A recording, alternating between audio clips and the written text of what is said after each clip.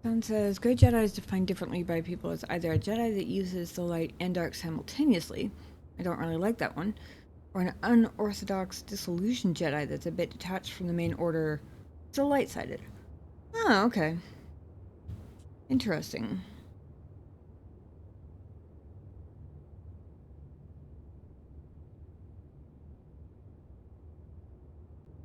Yeah, the second definition makes more sense to me, honestly.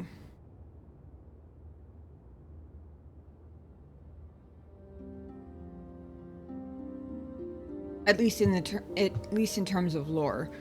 In terms of this game, the first one is fine, I guess, because you can literally. It's just the more in the middle you are, the more everything costs in force points. But at least, unless I'm mistaken, it seems like you can equip both, or acquire both light side and dark side powers. Excuse me.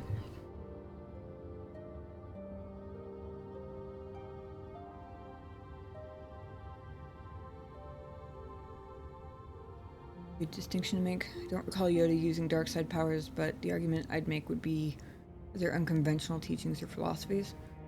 Post OG trilogy, pre-Disney takeover, Luke Skywalker could use light and dark. Huh. Okay.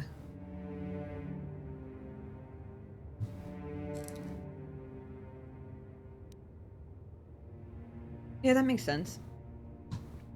With Yoda,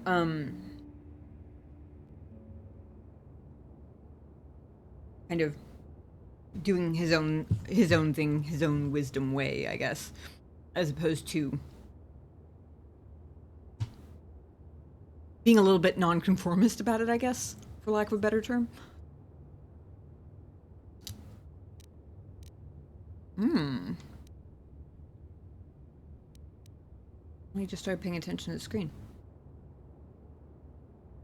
Training computer. Jedi Guardians battle against the forces of evil and the dark side. They focus on combat training and masterful use of the lightsaber. Basic class attributes: 10 vitality per level, 4 force points per level, low skill progression, fast feat progression. Guardians gain the force jump feat automatically. Feat allows them to instantly close the distance and attack an opponent within 10 meters. Problem with arguing whether or not Yoda is truly great is that we don't have a baseline for Jedi training in that area because there's no Jedi Order. Yeah, that makes sense. I feel like he's the closest thing we see to one in the original 6 Lucas movies. That makes sense. And again, it's been quite a few years since I've seen the prequel trilogy all the way through. Or at all, really. But I seem to remember there being a little bit of a sense that even pre-Order 66, like, not that he was in any way against the Jedi Order, but more that he was just kind of off to the side with his own perspective, rather than kind of enmeshed with the, like, fold of the Order, if that makes any sense. I'm not even 100% sure that there's anything in the movies to back that up. So my brain could be making that up entirely. And since there was new Jedi Order in the expanded universe, members like Kyle Katarn, we used both, but it was done so we could have fun in the Jedi Knight video games. Kind of like the dark side being something that's inherently bad, kind of like the One Ring levels of temptation, but omnipresent and cosmic. Yeah, that makes sense.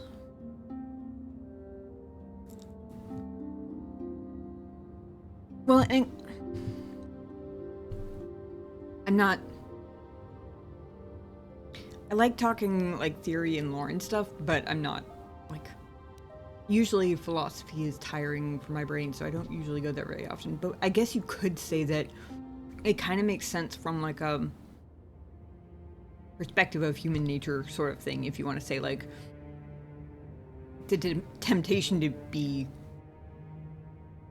bad and greedy and selfish and inconsiderate of anyone else, at least for most people, there's always some element of that,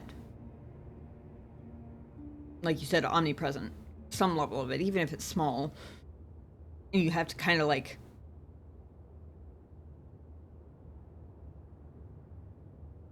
put some level of, not work, but like intention, maybe? Or like conscious direction into doing not that. Otherwise you end up somewhere kind of in the middle. Like, again, maybe not for everybody, but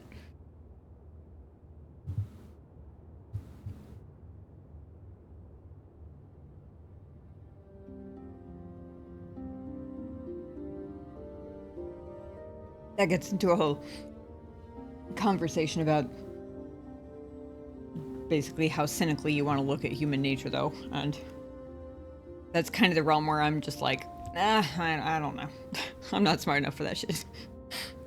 New Jedi ethos revolved around a power is not inherently good or bad, how it's used.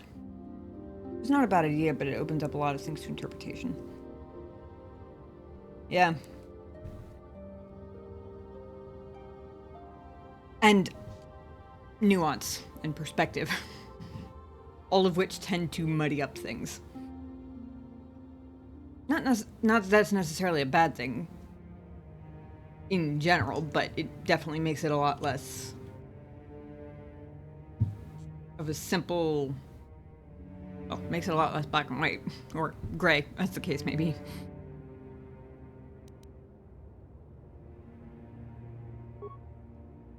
Jedi consulars seek to bring balance to the universe. They focus less on physical combat and more on mental disciplines in order to augment their mastery of the Force. So, the Jedi equivalent of mages, basically.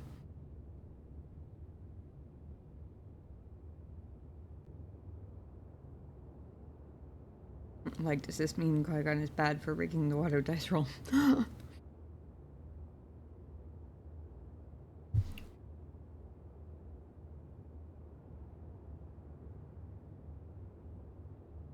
Good thing... Hold on, there isn't precognition in the Star Wars universe, is there? I'm pretty sure there's not, but that would make everything 20 million times more complicated. I'd say no. I think I'd agree with that.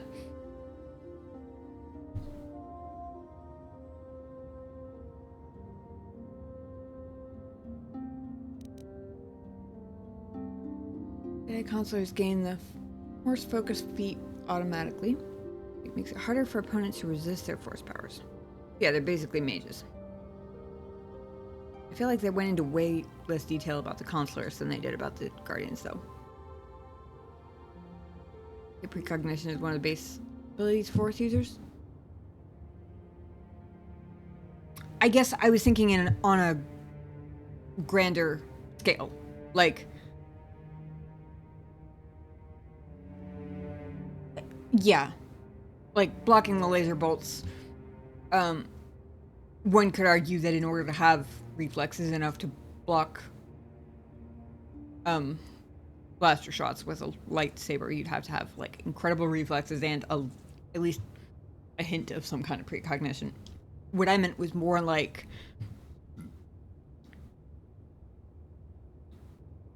Qui-Gon see like down the road domino effect results of rigging the water dice roll. And if he could, does that make him bad for doing it, or does it make it... I don't remember a lot of the details of... I remember the scene, but I don't remember a lot of the specifics surrounding it. But that's what made me think of it, is like, if he knows in advance, if I rig this dice roll, X will happen, and if I don't, Y will happen. Then does rigging the dice roll make him bad, or does it only make him bad if the result ends up being a bad thing. You know, that was kind of where I was going with that. Not on,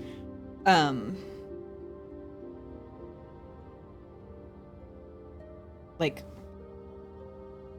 full-length chain of event precognition rather than small Schrodinger's morals. Yes, exactly. Exactly.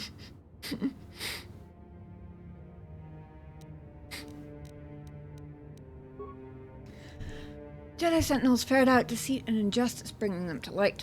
They strike a balance between physical and mental disciplines as a Jedi Order. Interesting.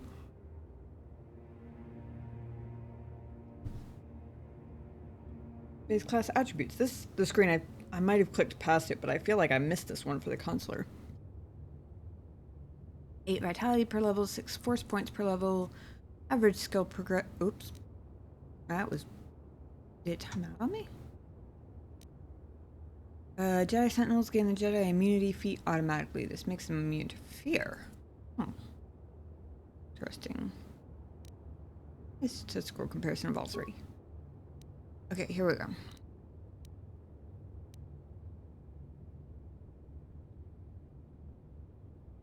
So basically, warriors, wizards, and rogues, more or less.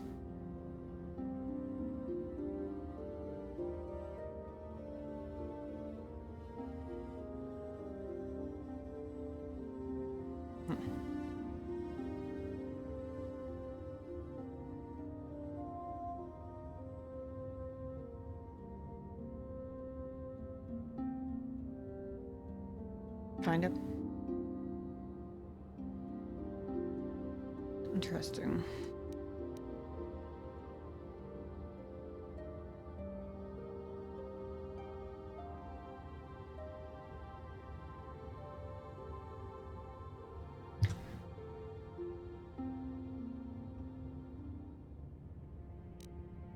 So Guardian gets low skills, fast feats, force jump.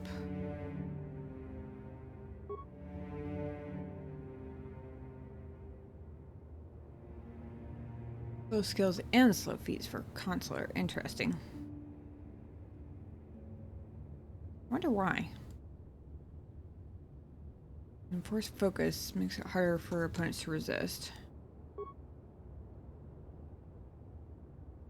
Sentinel average skill progression, slow feat progression. So everybody has a slow feat oh wait. No. Guardian is fast feat progression. Both of the others are slow. And the fastest skill progression you can get is Sentinel with average. Guardian is warrior. Consular be considered a major priest. Okay, yeah. Oh. Okay, that I guess makes more sense than rogue. I was actually thinking maybe arcane trickster, but that felt like I was going too far with the analogy. But paladin ranger makes more sense. Especially rangers, since paladins tend to be pretty friggin' tanky. And I assume that they're not that tanky.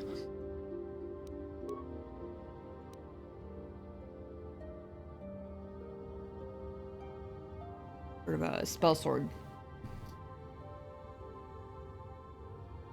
I almost said force monkey. I was trying to think of the term for like somebody who does a little bit of everything aside from like jack of all trades. Skill monkey. Force monkey, I guess, works. Okay. Interesting. What was a sentinel? From a party balance perspective, does it matter if I also go sentinel? Or like, I'm thinking both in terms of just dealing other Jedi in the party, but also in terms of like getting to play around with different abilities and stuff. Would you recommend I go either Guardian or Consular just for the sake of experiencing multiple like level up trees through, basically? Or does it matter? Am I overthinking it? Won't be missing any type. Okay. That does help.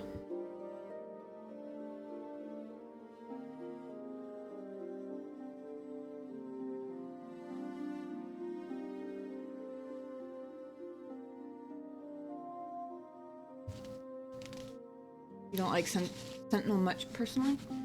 Guardian's your favorite. Consular's fun, but you gotta be built for it. It's more like a caster archetype. I'm curious.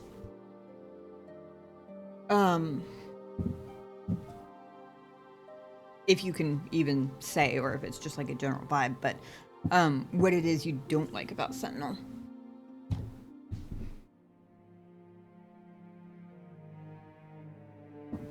I'm especially curious because don't let us buff at your choice though, and be able to finish the game regardless. Yeah, I figured that much. I figured even if having multiple of the same Jedi subclass or whatever you call them, even if that did matter, it still wouldn't be like game ruining. It would just be like a convenience thing. But I'm more curious about like playstyle, because Scout sounds, or not Scout. Dallas said Scout on screen. That's I was half reading and half talking. Sentinel is a Scout of the 2 Jedi options. Okay, so I was actually sort of on the right track.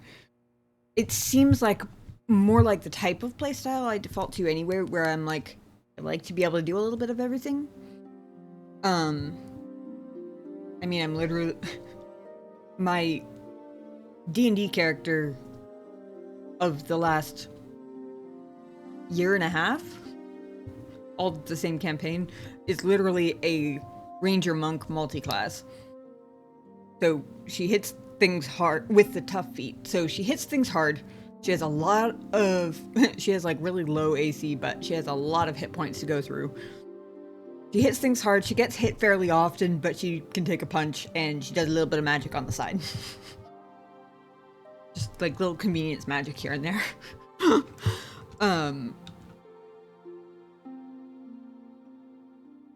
And you guys know I tend to default to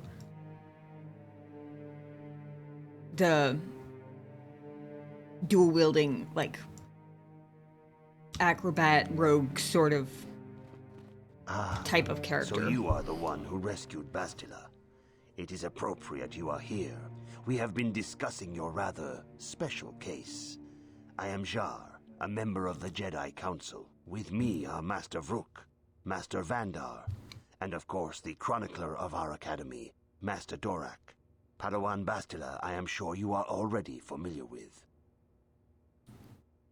I wasn't paying attention to where the doors are. I didn't even realize I was running straight into the council. I thought I was still in the training room. I very much like building a bog standard Jedi, which I think is Guardian. Running with lightsaber and fuck shit up. My party members pick up the other skills. That makes sense.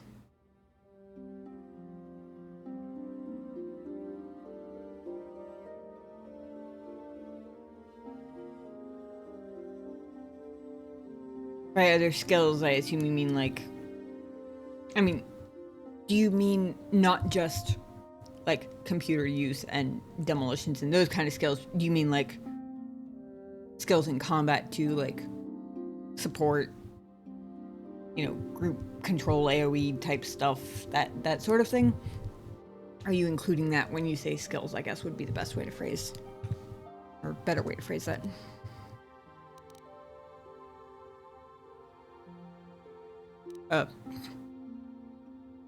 So you've drawn me into your little trap, Bastila? That's a weird... I think Bastila and I had any bad blood.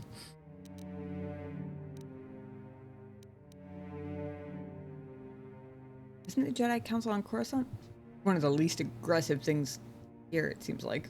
Yes, the High Council of the Jedi Order is on Coruscant. But we are the council in charge of the training facility here on Dantooine. So what you want from me? Bastila tells us you are strong in the Force. We are considering you for Jedi training. Everything. Okay. Dump my actual skill points into treat injury. Makes sense. One ranged person for good. Runs a game for combat. Makes sense.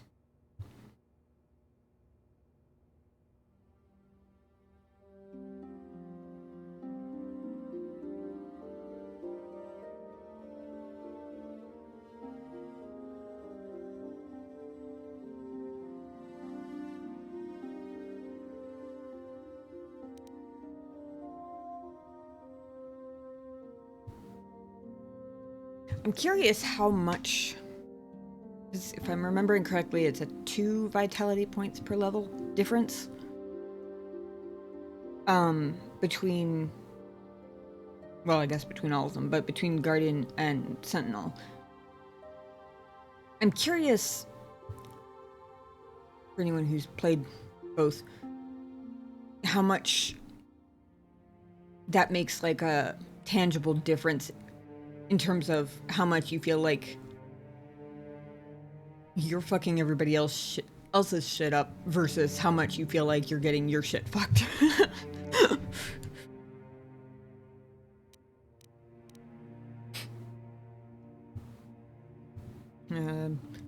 Questions first. Indications of feelings about it later. Strong in the Force? Master Jar speaks out of turn, perhaps. We need indisputable proof of your strong affinity to the Force before we would even consider accepting you for training. Proof? Surely the entire Council can feel the strength of the Force within this woman. And I've already related to you the events that took place on Terrace. Perhaps it was simple luck. We both know there is no luck. There is only the Force. We all feel the power in Bastila's companion, though it is wild and untamed. Now that this power has begun to manifest itself, can we safely ignore it? The Jedi training is long and difficult, even when working with a young and open mind. Teaching a child is hard. How much harder will it be for an adult to learn the ways of the Jedi? He does look rather like a cousin or a brother, doesn't he?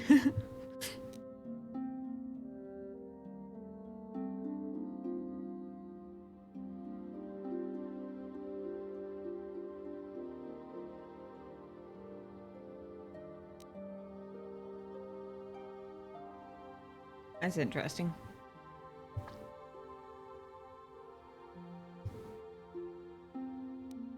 My third option is lie. Of course, great Jedi, I will learn your ways and follow the light. That doesn't even sound like a very good lie. To be totally honest with you.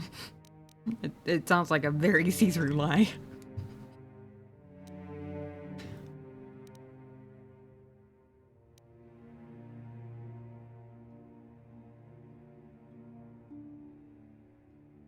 I'm willing to try my best. Traditionally, the Jedi do not accept adults for training, though there are rare exceptions in the history of our order. But you are a special case. I agree with Master Dorak. Many of our own pupils are leaving the Jedi Order to follow the Sith teachings. We need recruits to stand against Malak. With Revan dead... Are you certain Revan is truly dead? What if we undertake to train this one and the Dark Lord should return? We should discuss this matter more fully in private. Bastila, you and your companion must go. This is a matter for the Council alone. As you wish, Master Vandar. We shall return to the Ebon Hawk and leave you to your deliberations. Yes, officer, I promise I'll swear off PCP for good.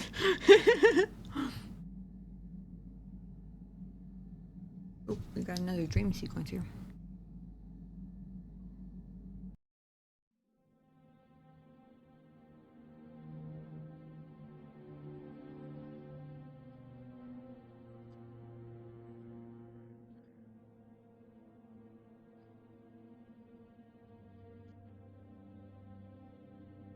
The dark side is strong in this place. I can feel its power.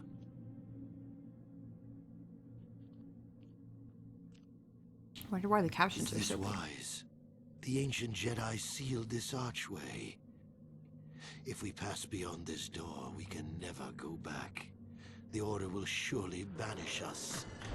Are the secrets of the Star Forge so valuable? Can its power truly be worth the risk?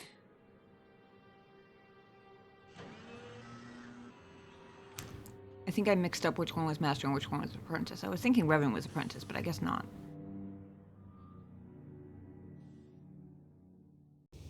It's interesting. This morning's getting stranger by the minute.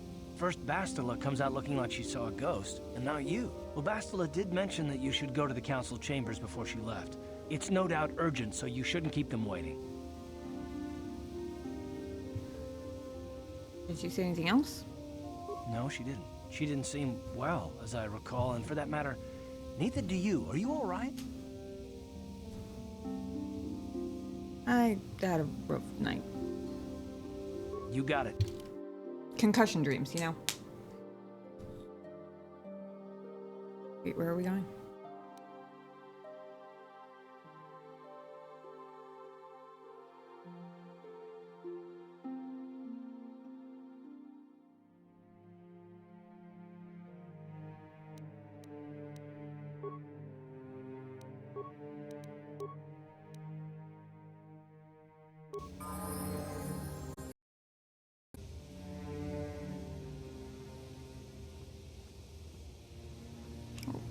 It says What? level up.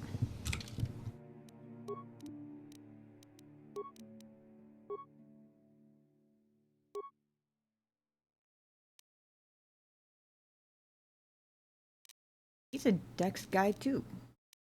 Oh wait, I knew that. Did I know that? Guess I knew that.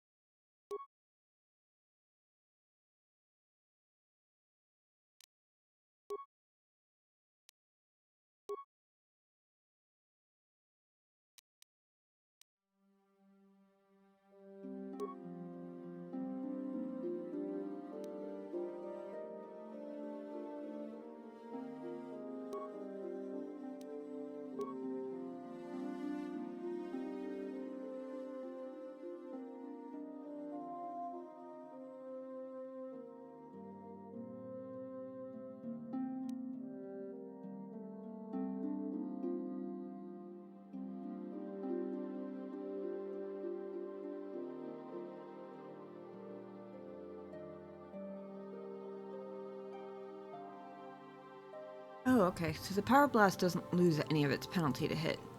It just adds extra damage. Okay. No?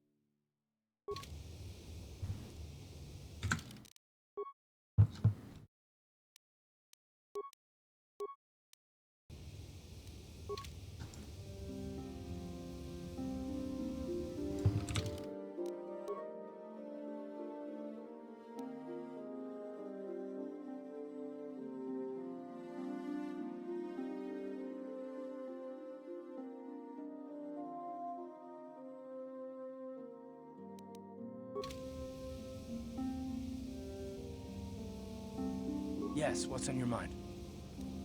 You know anything about this place?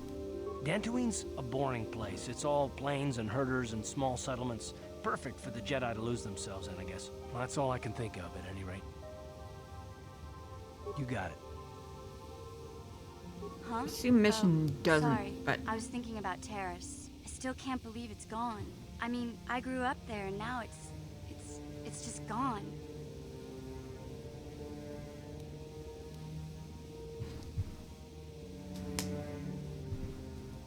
Wow. I will say, as much as the lack of, like, mean dialogue options in Veilguard didn't bother me as much as it did some people, because I have a hard time picking them anyway, if I'm going to be totally honest.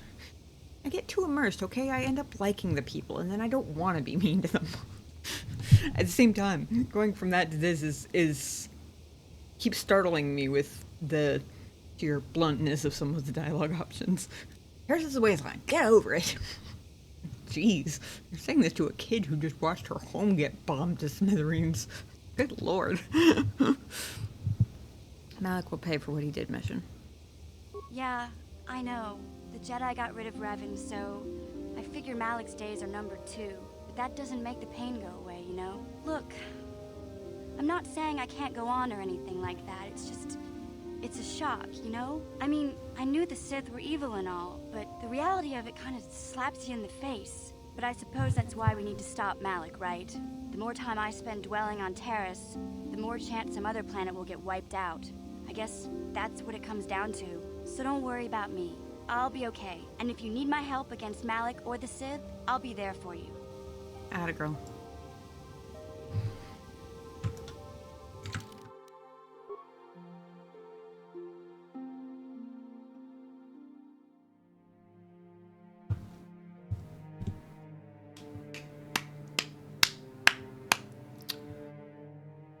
Well played, my friend. Dallas says, at least Gadden didn't see it. Yes, I suppose that is literally quite true.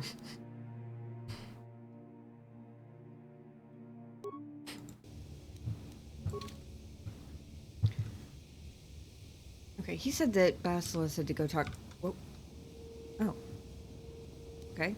Yeah, I'll talk to her again. Hey there. What can I do for you? See, I could write the asshole dialogue options to be even more asshole-ish. Yeah, but you'd be very good at writing the funny asshole rather than just the brutally rude asshole. Your asshole dialogue options, I feel like, are the kind in a game that would actually make me feel more tempted to play an asshole run. Because it wouldn't feel quite so just straight up harsh. Like, it's harsh. It's brutal. It's kind of a dick move. But at least it's funny.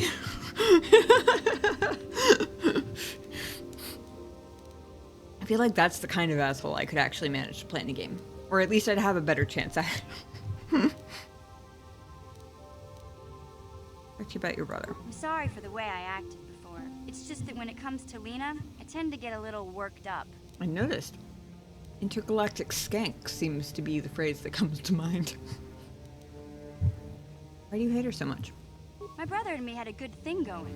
Sure, Griff had his run-ins with the law on Terrace, but we got by okay, until Lena came and ruined everything. She was a dancer at the cantina where my brother used to go play Pazik.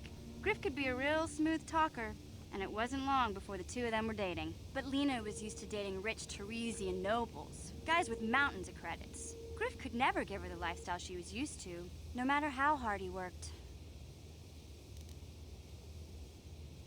You mean no matter how much he stole? I'm not gonna pretend Griff wasn't a hustler and a con artist, but that doesn't mean you can just insult him. He did what he did to look out for me. I thought Lena would brush Griff off when she saw how poor he was, but for some reason, she stuck around. I guess she saw the potential for a big payday down the road.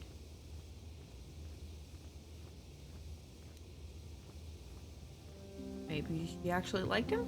I saw Lena for what she really was, a busty, credit-grubbing cantina rat. She used Griff and took away the only family I had. After they'd been together for a few months, Griff told me he was leaving Terrace. He and Lena were gonna try and make their fortune off-world. He promised as soon as he made enough credits he'd come back and get me, and we'd all live like royalty. That was 2 years ago. I haven't seen him since. I don't even know where he went.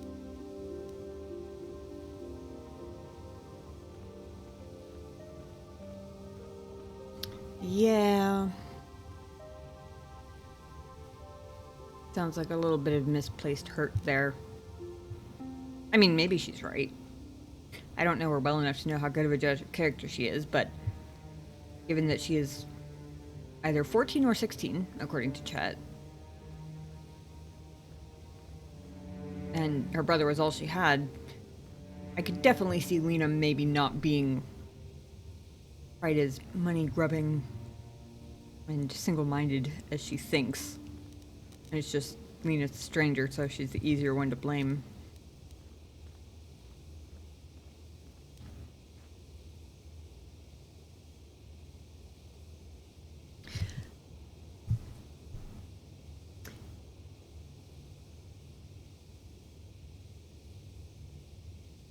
I'm not sure I can pinpoint exactly what, but I feel like it's origins that this dialogue, the types of dialogue choices are reminding me of, which I guess makes sense because it's like closest to similar time period of any of the other BioWare games I've played. But I feel like Origins, I also had this problem where I had difficulty discerning the sort of tone that went with some of them. Either that or I'm mixing it up with the dialogue wheel in EA2. Or maybe it was the same for... Maybe that was the case for both of them, but like...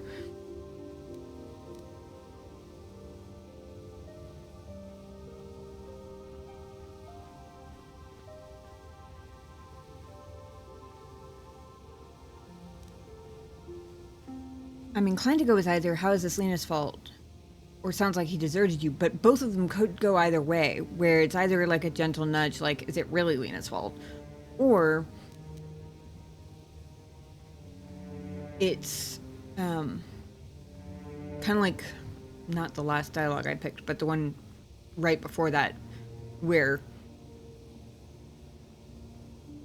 I meant it as like a teasing reality check.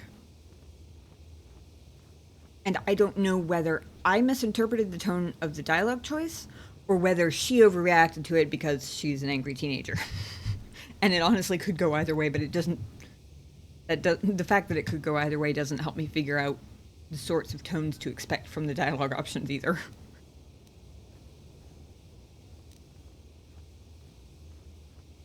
Kind of like, sounds like he deserted you could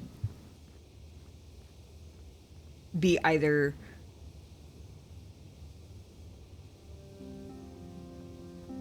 an insult to him, or more of just an acknowledging of her feelings, and I have no idea which.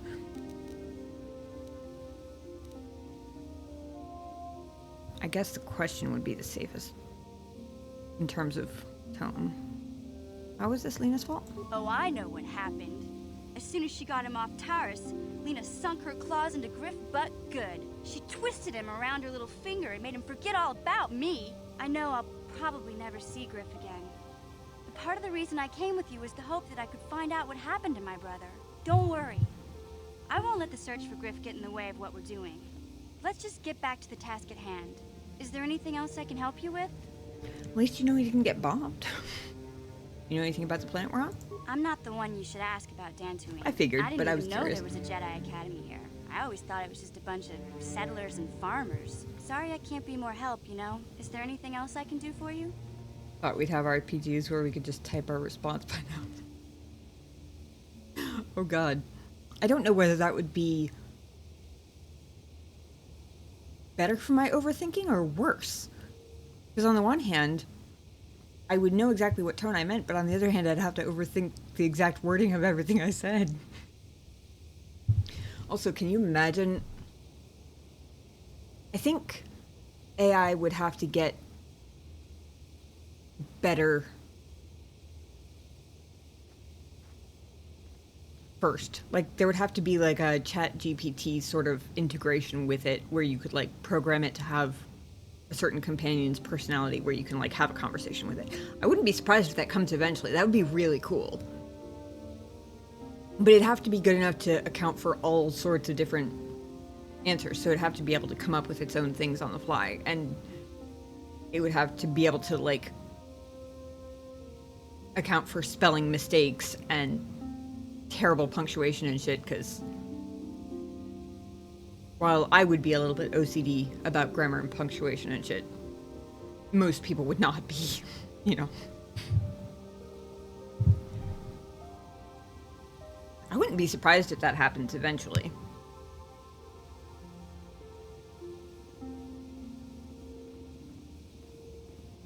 I don't know enough about how ChatGPT works to like know how far off it would be, but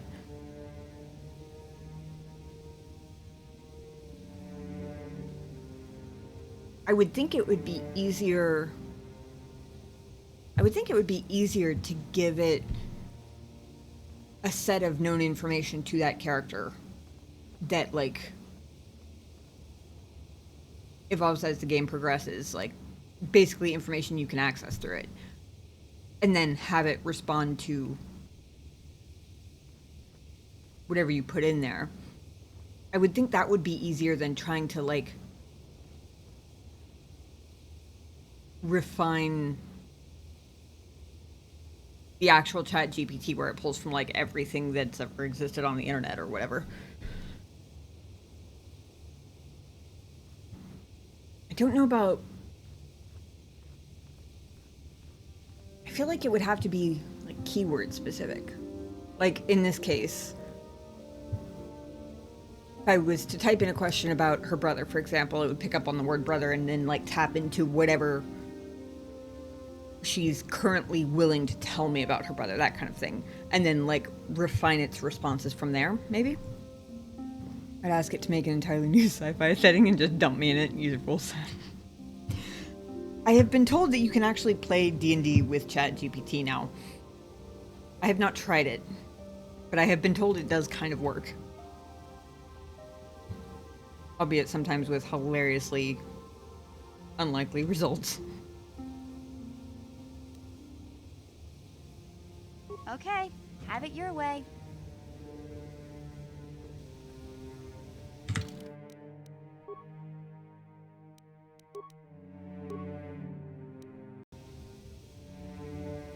Might be something for you to investigate before bed. Good luck. Like I said, I haven't tried it, but I've heard that it's a thing that can happen. What said Bastila said to go to the Jedi Council, right?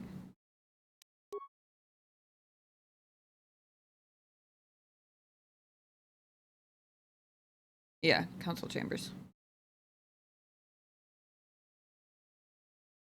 I'm a little surprised I didn't show up in the quest journal, but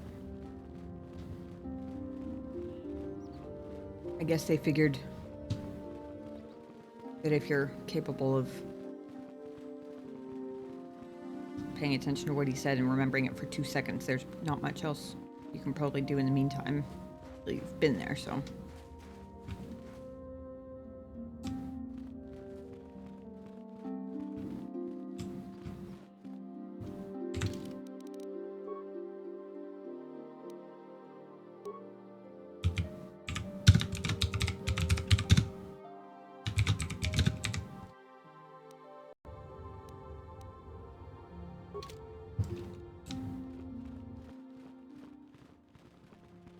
Bastila has told us of a most unusual development. She claims you and she have shared a dream. A vision of Malak and Revan in the ancient ruins here on Dantooine. These ruins have long been known to us, but we believe them to be merely burial mounds. Perhaps they're more than we first suspected, if Revan and Malak found something there.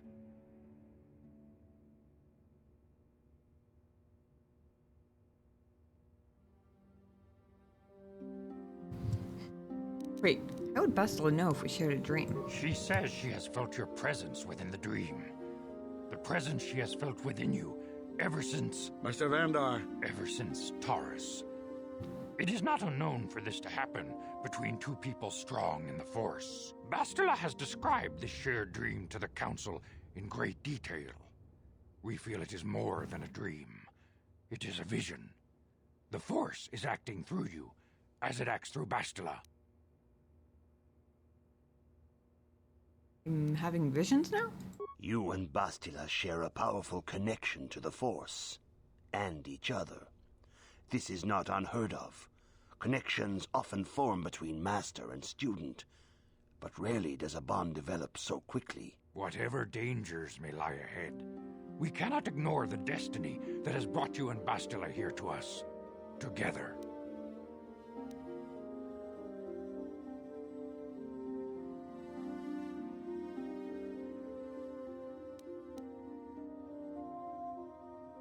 Are you saying I'm joined with her? You and she are linked, as is your fate to hers. Together, you two may be able to stop Darth Malak and the Sith. But do not let your head be filled with visions of glory and power. Such thoughts are the path to the dark side. The way of the light is long and difficult, as you must learn. Are you ready for such hardship? I will say,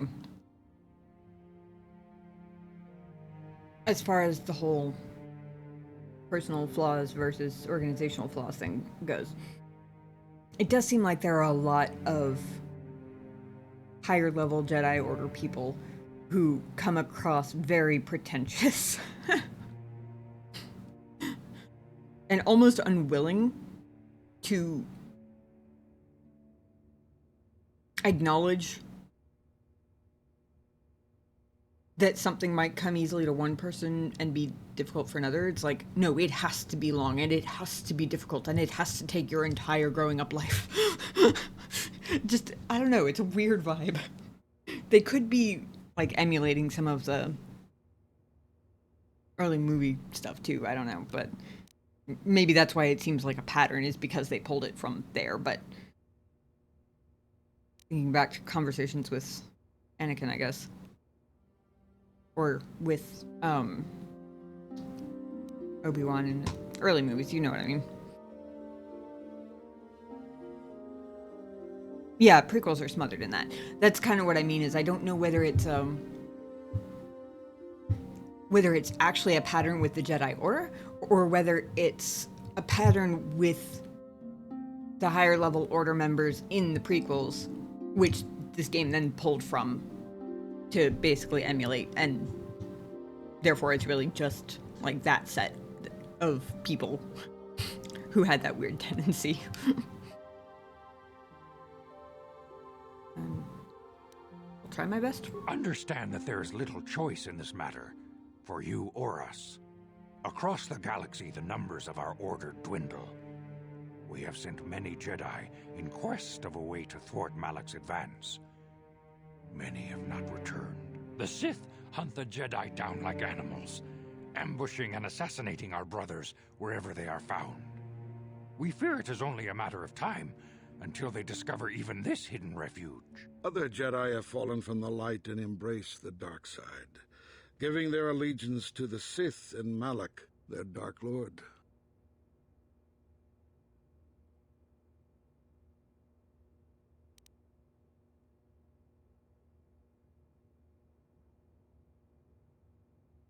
Jedi are turning to the dark side? The lie options are really interesting to me. Both the choice of wording, which seems a little bit over the top in terms of, like, brown-nosing, sucking up, and the fact that it's obviously labeled as a lie. I guess maybe they're giving you, if you're trying to go dark side path, maybe they're making it easier for you to tell, like, in conversations like this, which one to pick or whatever. Jedi are turning to the dark side? The lure of the dark side is not easy to resist. Malak's power grows as more and more planets fall to his conquering armies. If Malak is not stopped, the Republic will fall, and the Jedi will be hunted to extinction. The galaxy will enter a time of darkness and tyranny, not seen for 1,000 generations. The Council has decreed that you and Bastila must investigate the ancient ruins you dreamed of, once the Council deems you ready. Perhaps there you will find some clue, some explanation of how Revan and Malak were corrupted, and perhaps there you shall find a way to stop them.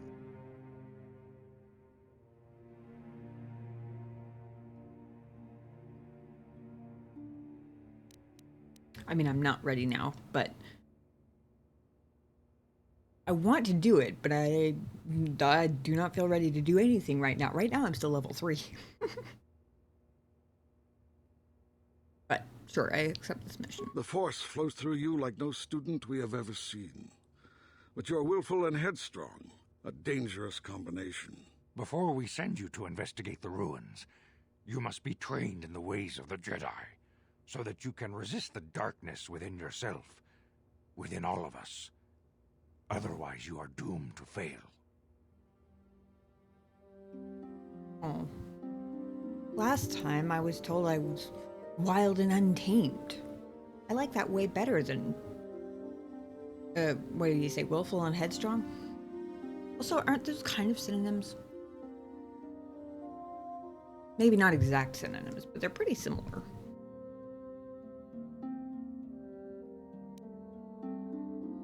As you wish, Master Vandar. We must begin your training at once. You have a destiny upon you that you must be prepared to face. The entire fate of the galaxy is upon you. I can only hope you will prove up to the task. The path you have Don't chosen sound to very walk hopeful. is difficult. Intensive training will prepare you physically for the demands of the Order. Meditation will teach you to channel the power of the Force. To truly understand the way of the Jedi, you must open your mind to knowledge. Seek wisdom in the teachings of the great masters of our Order. A Jedi is never alone. Others in the Order will always stand by you. You and Bastila share a special bond. Do not be afraid to turn to her when you need help in your training. I'm still not dressed appropriately, apparently. The way of the Jedi is difficult.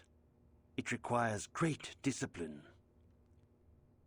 Yet even though you are a mere apprentice, your potential is unlimited, and your progress amazing. In all my years, I have never seen one who has mastered the initial training so quickly. You have done in weeks what many cannot do in years. I am honored to welcome you fully into the Jedi Order. Soon your apprenticeship will end, and you will be granted the title of Padawan, the lowest rank of those within the Jedi Order. Yet first you must prove yourself worthy.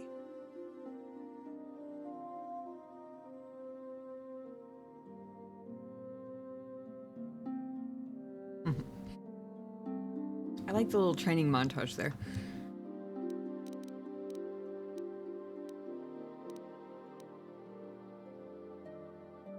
I want to ask some questions, Master Jar. I'm kind of guessing at the pronunciation... Apparently I'm guessing at the pronunciation of pronunciation also. I'm guessing at the pronunciation of his name because I don't remember if I've heard it said out loud. I'm guessing it's like Jar? Isn't that usually what a ZH is? Anyway, questions about Revan and Malak. Few mention those names around here anymore, but I suppose it is just as dangerous to deny they were ever part of the Order. When I was still on Coruscant, Revan and Malak often came to me for additional training. In particular, Revan's hunger to learn seemed insatiable. I should have recognized this as a warning sign, but I perceived the young Padawan's lust for knowledge as simple exuberance and eagerness. Revan was my most promising pupil, one I felt sure would someday become a champion of the Jedi Order. Hold on. This could be me remembering badly the movies.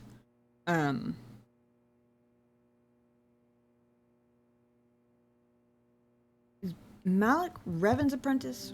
Or is Revan Malak's? Or were they both, like, apprentices at the same time and they were just, like, friends? I started off thinking Revan was Malak's apprentice. But then the last dream I saw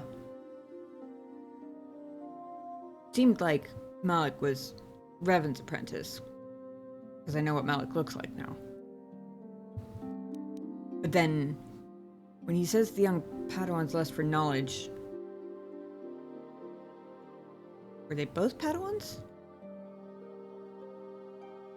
Is he referring to Malak, or is he referring to Revan before Revan was Malak's master? I'm confused.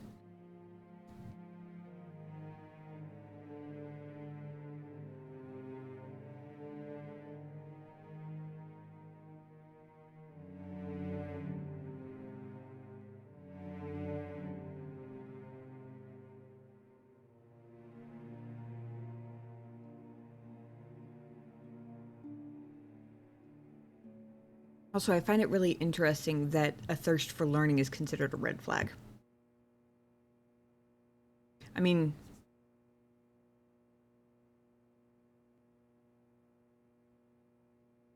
as a very curious person myself,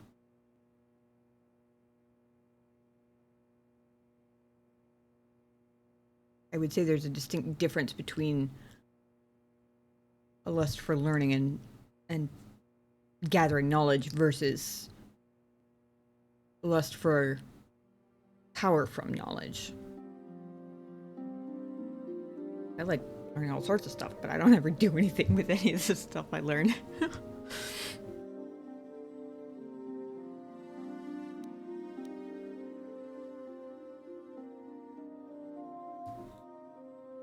So what happened? The Jedi Order moved too slowly for Revan and Malak.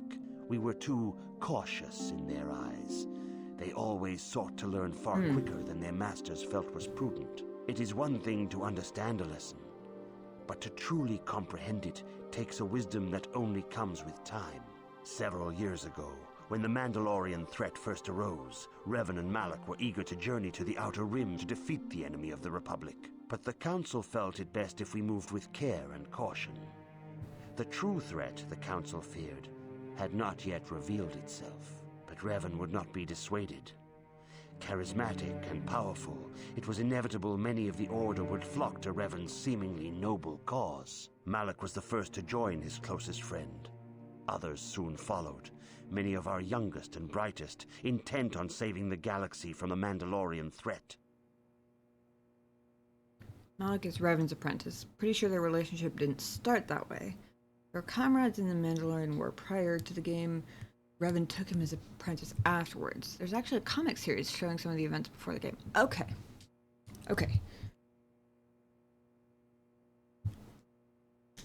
So, I was partially right on 2 out of the 3. They were friends. They didn't start out as one being subordinate to the other, but also I wasn't wrong about the impression that Malak is Revan's apprentice from that last stream. I just had it backwards at first. Okay, got it. Thank you.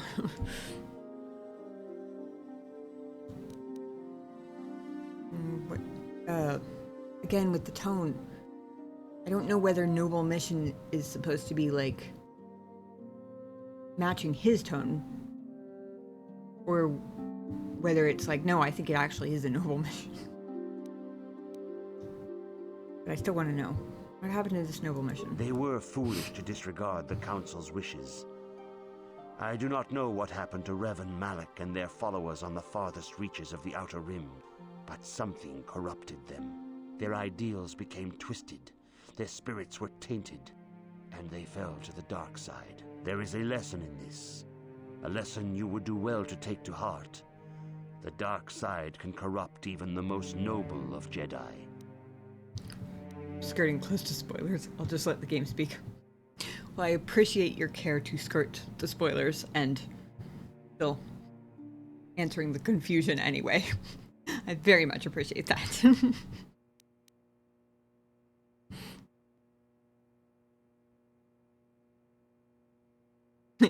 Yeah, get on with it.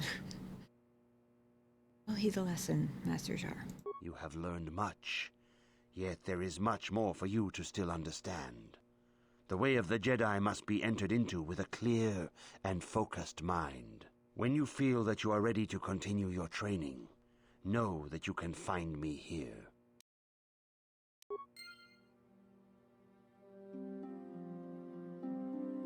Okay. My next question is not lore related. My next question is, apparently fleeing straight out of my head before it even came out of my mouth. What was my next question? Oh, yeah. Is the set of available powers the same for all the classes, or all the Jedi subclasses? Like, basically, when I'm leveling up Bastila, am I looking at all of the options that'll be available for anybody? Or are those, like, Sentinel-specific options? They're the same for everything? Okay. Thank you.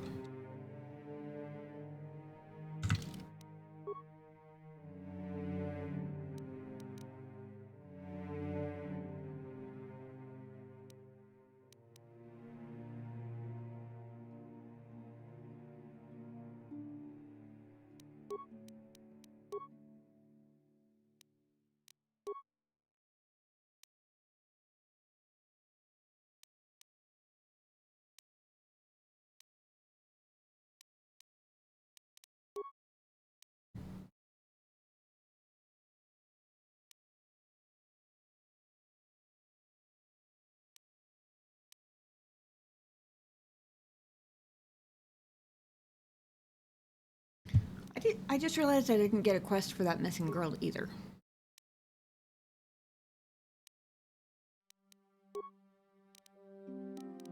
I'm assuming that this is a normal thing, but someone let me know if my quest log is bugged or something.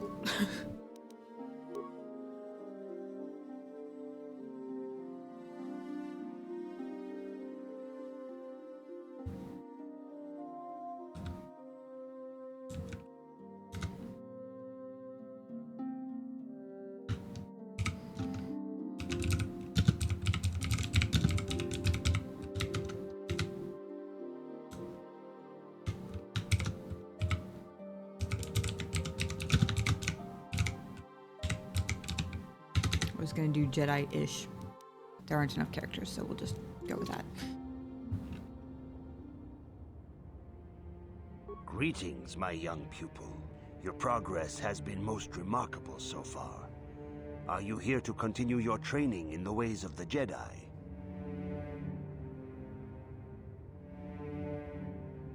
I guess so. I don't know what that means, but I don't have anything in my quest log that is new. And as far as I know, I still can't leave the compound, although I didn't try, to be fair. Soon your apprenticeship will end, and you will be granted the title of Padawan, the lowest rank of those within the Jedi Order. Yet first you must prove yourself worthy in the traditions and customs of our order, as handed down from master to pupil for 1,000 generations. You must successfully complete 3 tests before you earn your place among the Jedi. Kinds of tests. These tests will see if you have truly mastered the training you have been given, both mental and physical. Upon completing these tests, you will pass from Apprentice to Padawan, and join in the ranks of the Jedi. First, I will test your knowledge of the Jedi Code. These tenets must always guide your actions. In everything you do, you must always be conscious of their wisdom. You must prove you have a Jedi's understanding of the Code. Return when you feel you are ready for this challenge. Ah, there's a journal entry. Okay.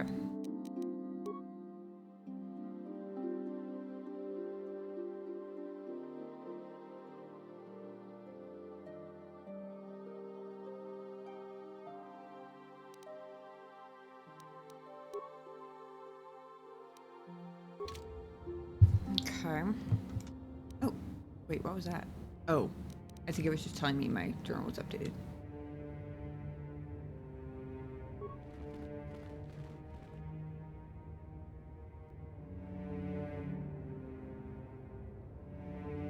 Welcome, sentient. It is important for the peace and harmony of all beings that the many paths of the Jedi Order be understood.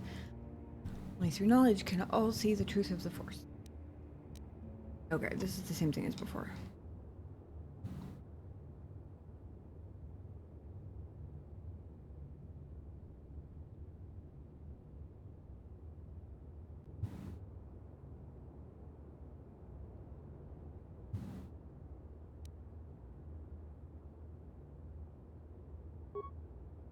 Oh, the other question that occurred to me while he was talking was,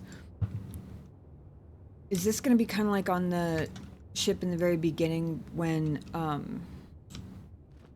it was basically like you have to level up to level 2 before you can proceed?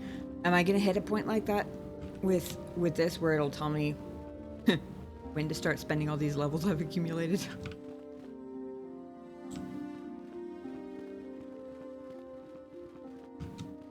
If you have questions, you should direct them toward the Jedi Council members.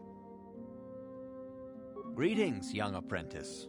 Have you come seeking knowledge of the past? Those who do not learn from history are doomed to repeat it, or so they say. As a chronicler of the Academy here on Dantooine, I feel it is my duty to share the history of our order with the newly initiated. Unfortunately, our recent history is one of tragedy and bloodshed. The Mandalorian Wars, the fall of Revan and Malak, the rise of the Sith. There are important lessons to be learned from these events, if we do not wish to repeat the mistakes of our past.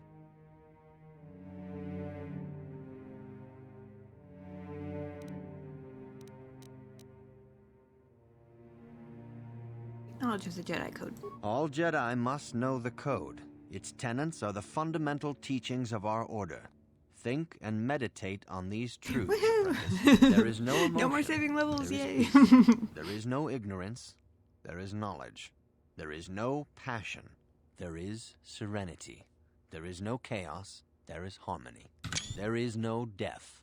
There is the Force. Knowledge of the Code will lead you to the rank of Padawan, and knowledge of the Order and its history will guide you down the path of the light.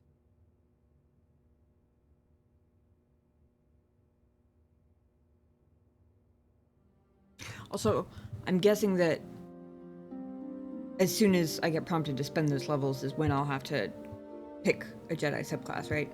Still torn between Guardian and Sentinel.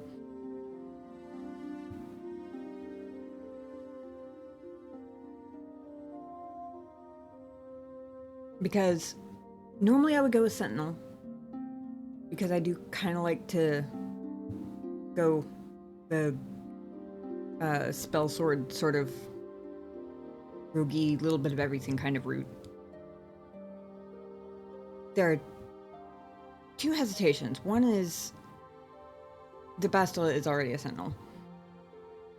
And the other is, I'm not gonna lie, you made Guardian sound really fun. Matches the flavor of your character.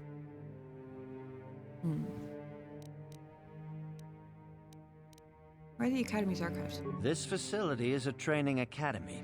The archives here are restricted to those who have attained the rank of Master. We must protect overeager Padawans from being exposed to dangerous knowledge. The pursuit of knowledge is a noble goal, but there are some things that require the wisdom of a master to truly understand. If you are seeking information on Revan, Malak, and the Sith, I will gladly recount the recent history of our order to you.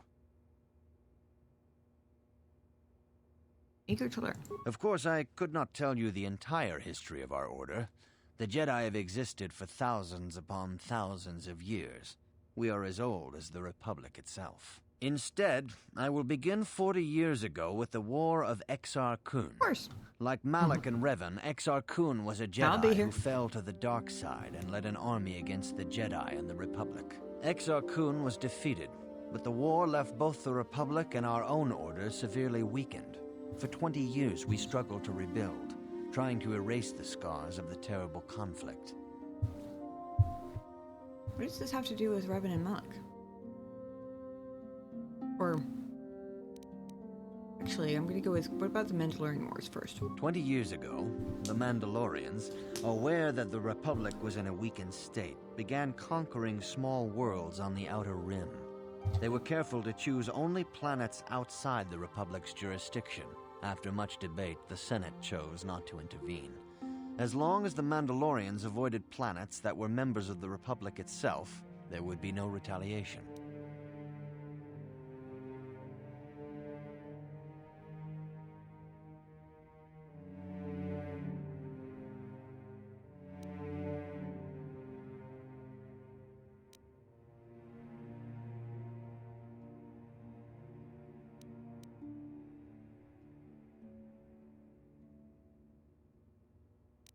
It sounds like a big mistake. Well, you can hardly blame the Republic. The memory of war was fresh in everyone's mind. Nobody was eager to relive the horrors in a campaign against the Mandalorians. But in the end, it was unavoidable. The Mandalorians stockpiled resources from their conquered worlds, preparing for a massive assault.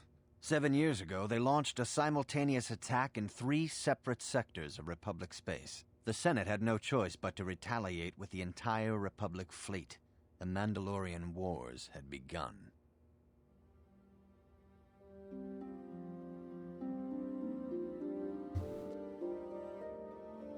Should I join in? The Republic petitioned the Jedi Council for aid, but there were many factors to consider before we allowed ourselves to be drawn into another conflict, so soon after the war with Exar Kun. While the Jedi Council preached patience, there were many among our order who were eager for us to join the battle. 2 young knights in particular demanded immediate action, Revan and Malak. They rallied many of the Jedi to their cause, and against the wishes of their masters, joined the Republic fleet battling the Mandalorians. Revan was a brilliant military leader, and the Republic fleet began to win victory after victory. 4 years ago, the Mandalorians surrendered unconditionally.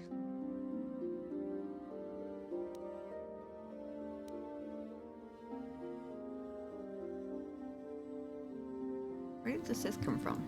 Revan and Malak were heroes, the great saviors of the Republic. 1/3 of the Republic fleet was under their direct command. And then something happened. Instead of returning after the war's end, the ships under Revan's command went deep into unexplored space. They claimed to be searching for the last remnants of the Mandalorian fleet. All contact was lost. For many months, it was assumed some great disaster had befallen the entire fleet. Everyone thought they were dead. There were unsubstantiated rumors of Revan and Malak being seen on a number of different planets during these months, scattered sightings that were never confirmed.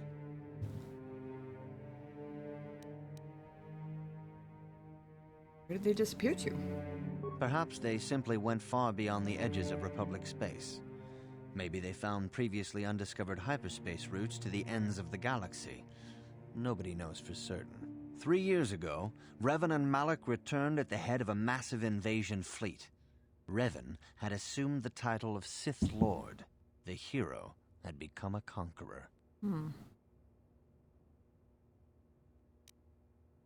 did Revan get the ships for the Sith fleet?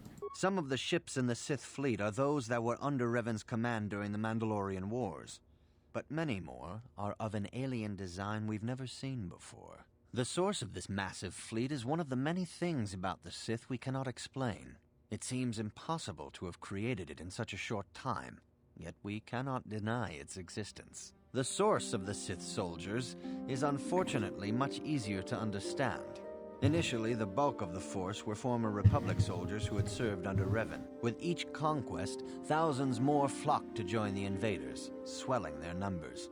Even many of our own order have betrayed us, lured by Sith promises of riches and power. Delicious! Welcome back. I still save levels for emergency heals. Got it. Welcome back, son. Son's second stat. Good to know.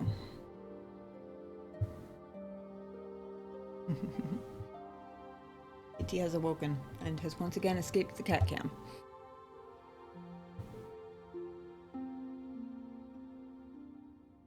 So what happened next? For 2 years, the Sith were all but invincible. Fortunately, Bastila and her battle meditation allowed the Republic to win a few key victories and kept the Sith from total triumph. In desperation, we set a trap for the Dark Lord. Bastila was with the strike team that tried to capture Revan, as you probably know. She was there at Revan's end. That was nearly a year ago, but things have not improved. Malak has stepped in and assumed the mantle of Dark Lord for himself, though he's far from Revan's equal in strategy or tactics. Still, his fleet continues to grow in both ships and soldiers. If we do not find some way to stop the Sith soon, Malak will overwhelm us with sheer numbers.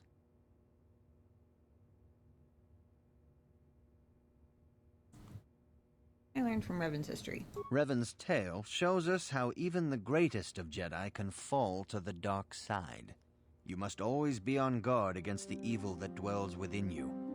Think hard upon this lesson. I will think hard. May the Force be with you.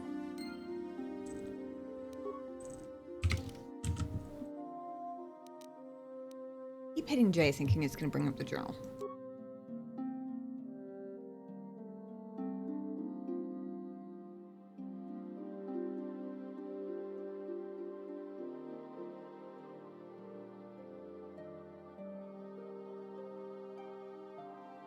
What are the Old Republic books too? Malgus. Malik. But he's amazing. Watched the Old Republic and most trailers after KOTOR 1. Good to know.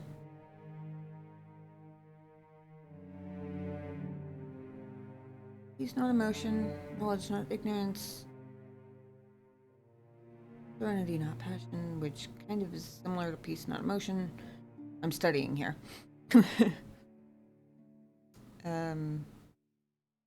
Force, not death. Oh, and harmony, not chaos. Okay. And sounds like the kind of thing where most tests you can probably kind of figure out the right answer by the question, if I had to guess. As long as I don't have to write them out from scratch, I will be fine. As goes with pretty much any test ever. Give me multiple choice and I'm good to go. Give me fill in the blank with enough prompt words and sometimes I'll be okay. Give me solid fill in the blank and everything I know immediately flees straight out of my brain. Good evening, Apprentice.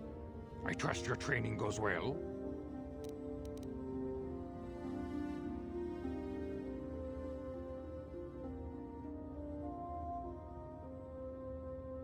Mild spoilers.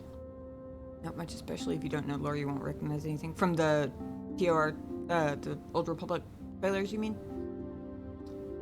My training is progressing quite well. I have faith that you will achieve the rank of Padawan soon. Gotcha. Master Jar is most impressed with your progress. May the Force be with you, Apprentice. I see you insist on wandering the halls of our enclave when you should be busy studying your lessons. I would like to ask some questions. I suppose such desires are inevitable, though I fear you may seek knowledge for which you are not prepared. Yet I will do my best to guide your quest. This guy really doesn't know the meaning of the word approachable, does he?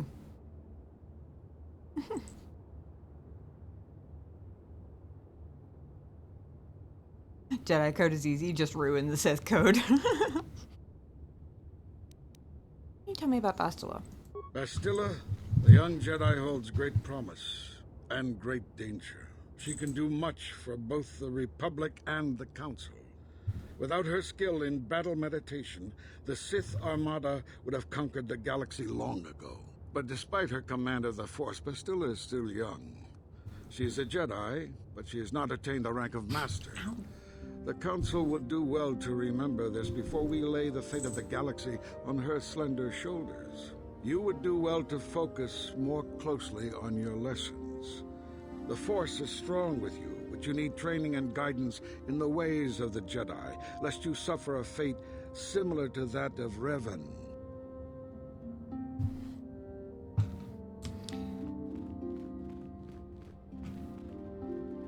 I feel like I sort of understand a little bit how Anakin must have felt. Like, seems like there's Greetings, always Apprentice. one. Though I understand you shall not have that lowly title much longer. Master Jar tells me that your progress has been remarkable. Soon he feels you will attain the rank of Padawan. Then you will truly be a full-fledged Jedi. How are you enjoying your training?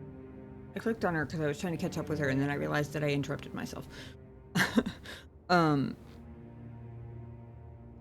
was I saying? Oh yeah, seems like there's always one who is just seems to start off convinced that you're gonna turn evil without even knowing you first.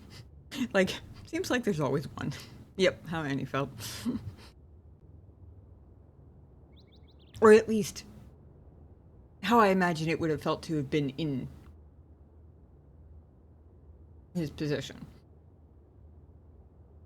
Maybe not how he felt specifically, but regardless, it seems like there's always one Jedi Master who is just going to start out convinced from the day they first lay eyes on you that you're destined for the dark side. And they will slide it in conversation just seemingly everywhere. It's like, gee, thanks.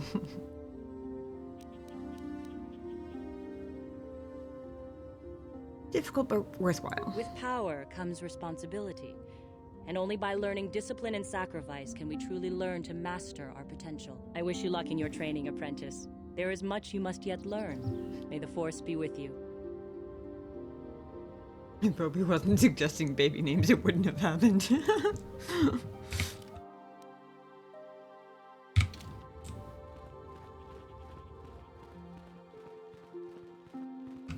Baby girl, Sandy.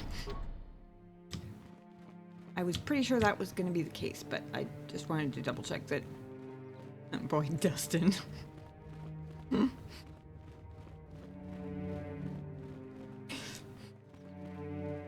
I mean, you can't say there isn't a theme.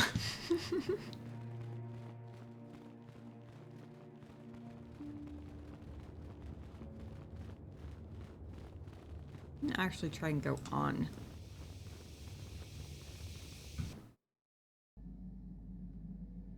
Yeah. Yeah, what do you want?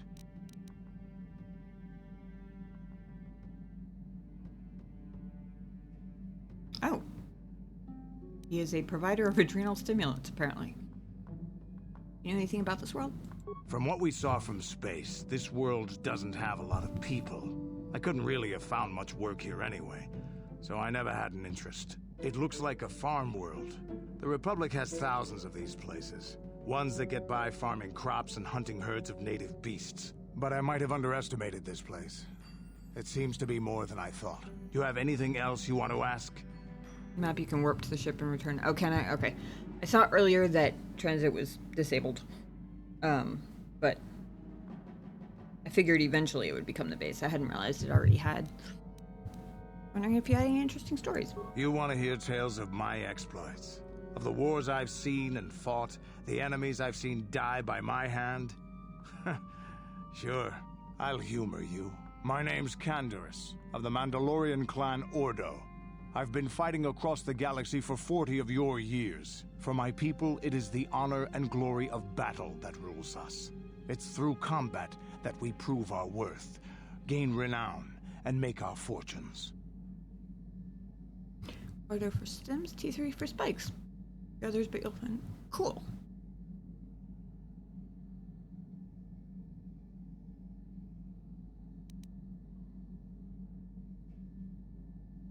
Is that why you work as a mercenary? Times have changed now.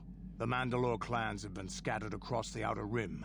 The Republic is in decline, and the Sith Empire rises to take its place. The clans as they were aren't a threat, but the galaxy still fears us. People think we war out of spite or bloodlust. They don't understand, and fear that. We only wanted the challenge of the battle, and glory from it, win or lose. And we lost. But now I have no real challenges. Crushing Davik's enemies and the pathetic gangs in the lower city of Taris could not be considered the most glorious of tasks. When I think of the battles I've fought, the thousands I've killed, the worlds I've burned, I weep for my past. We will never again speak of this. We've got work to do, so let's get to it. Okay then. I've decided he gets to keep the name Cantankerous for now. Ask till they say no, then sure, ask for more. Limit till you use /sell some, but it helps a bit. Ooh, that does help. Yeah, what do you want? Stims? Here's a strength-boosting stimulant to help you get stronger. There anything else you need? Stimulants make a warrior out of even the weakest human. Here's a speed boost. There anything else you... There anything else? There anything... Hey, don't... A real warrior knows his own limit. There anything else you need? Don't overdo the stims. Got it. Your choice. I'm here if you want something done right.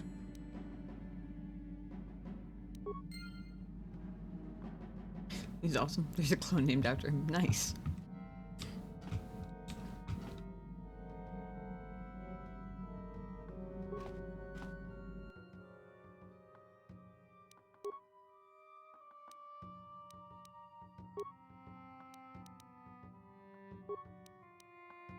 Alright. Thrust blaster is fully upgraded.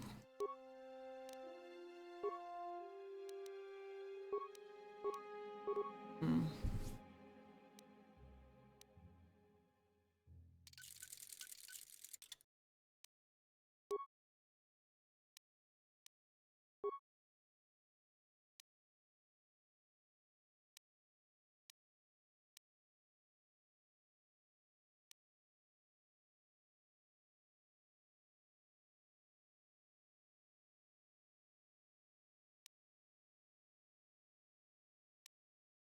Zalbar's bowcaster has two things that both do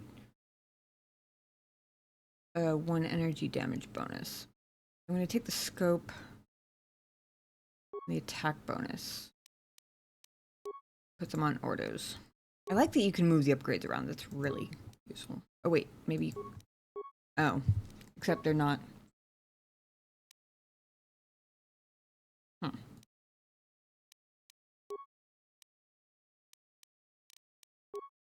Oh.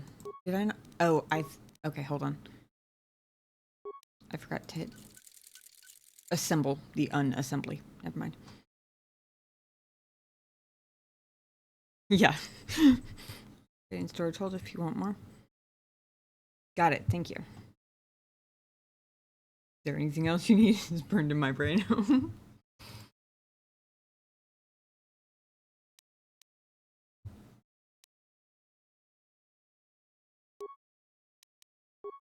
There we go. Note to self, assemble even when unassembling. I think... Yeah, I checked that already.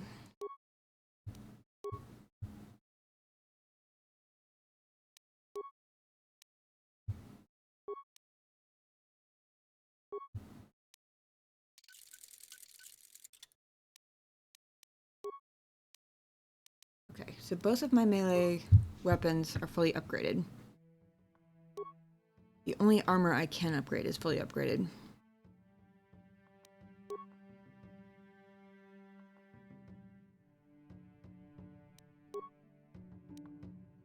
And Karth's blaster is fully upgraded.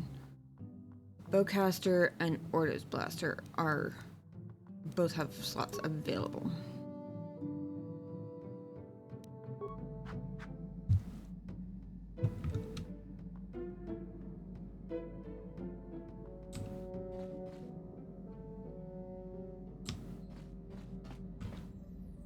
For some reason, the amount that I'm zoomed in currently is throwing me off a little bit.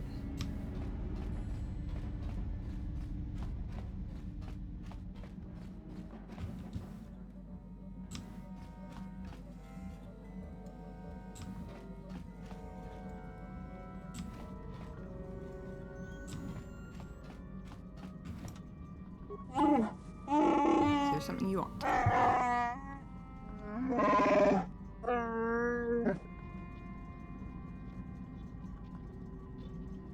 Ah, grenades from Zalbar. That's handy. You know anything about the planet we're on? I know that it isn't my homeworld. That's all I care about. There's nothing here to interest me. Got it. He sure is a grouchy carpet, isn't he? Wonder if you could help me with a problem. I still don't know what the problem is specifically, but...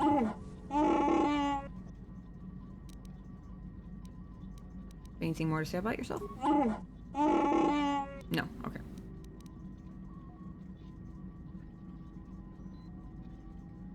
I am actually going to ask this time.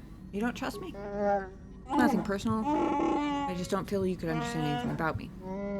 I do speak your language. That has already surprised you once. Just a reminder. The ways of my people are not for outsiders to know. You'll have to be content with it. Actually, I think I have asked him that before. Fortunately, they don't seem to hold it against you for being dumb and asking the same question multiple times. Leave me be. But grenades.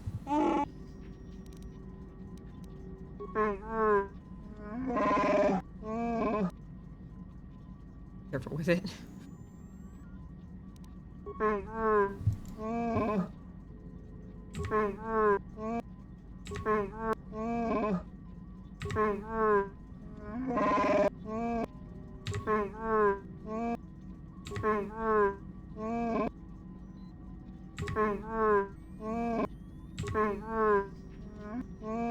Does he just give you infinite grenades?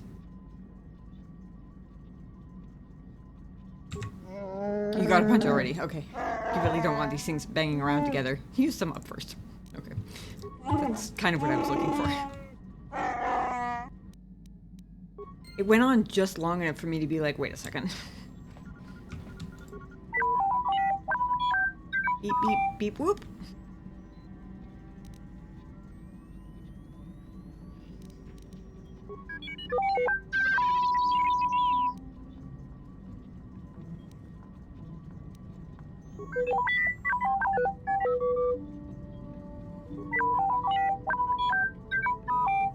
Keep clicking the same things because I keep feeling like eventually maybe droid friend will say something that I actually understand.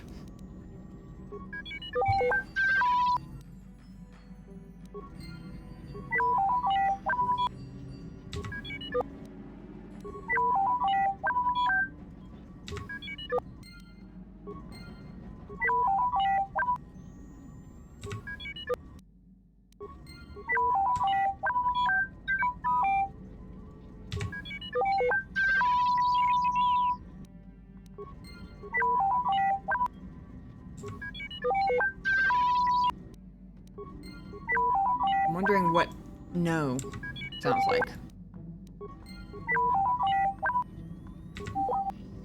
Negatory. Okay. Can't make another one just yet? Got it.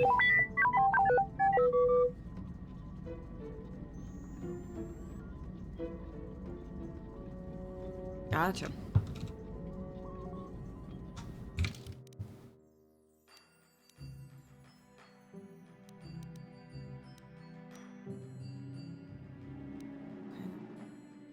The ramp.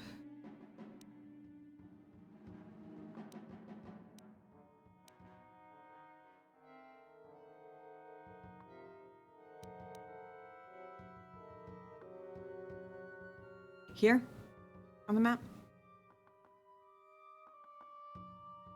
Oh, storage hold. Good. So, cargo hold.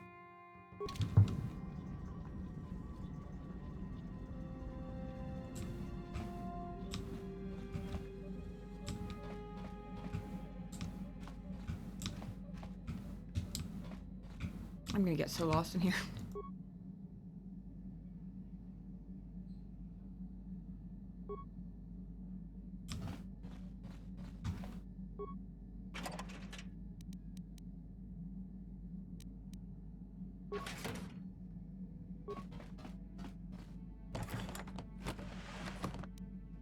I'm guessing there's a limit, given how many containers in here are openable.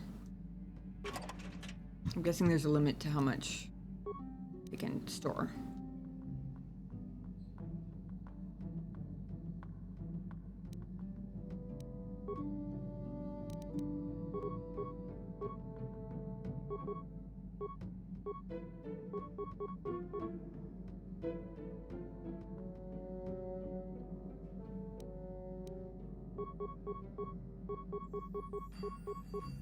Oops.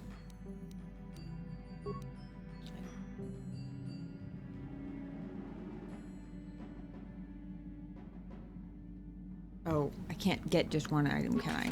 Damn it.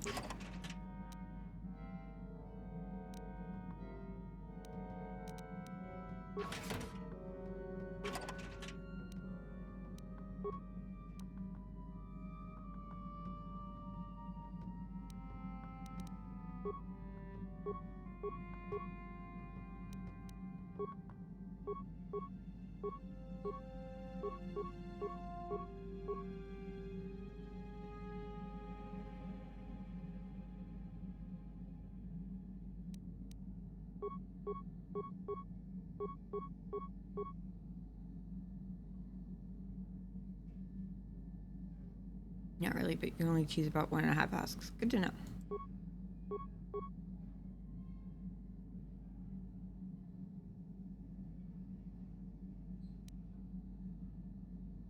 Is it always computer spikes, or does he ever give security spikes? I assume it's all computer spikes, right?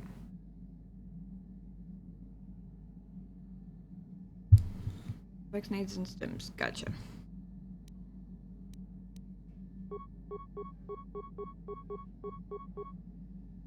Good, because computer spikes are fucking expensive. Okay.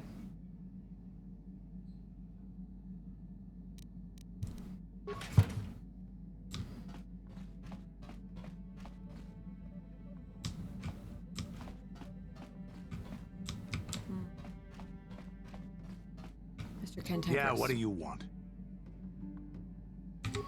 Here's a strength boost. There anything? Here's a. There anything? Here's a. There anything? Here's a. There anything else you need? I can see how you get his "there anything else you need" stuck in your head. Or burned into your brain, as Son put it. Here's there any. There anything? There any? Hey, don't worry. I think you've got enough there as it is. You don't want to overload yourself. A real warrior knows. There anything else? Your choice.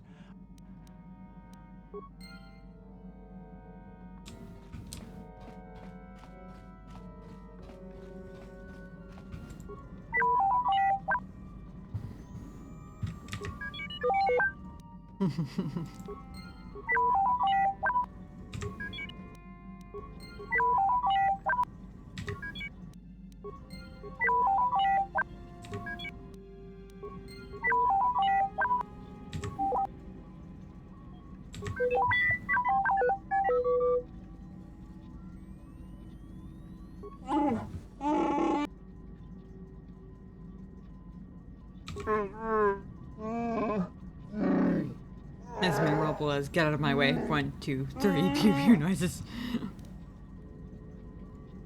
Oh, did I not put all my?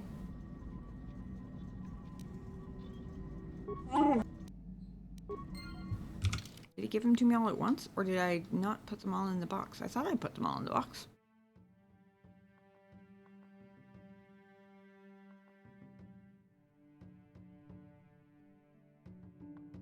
Nope, he only gave me one. Interesting.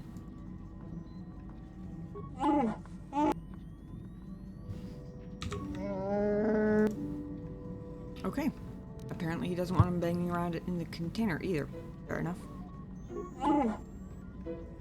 He did give me a lot before.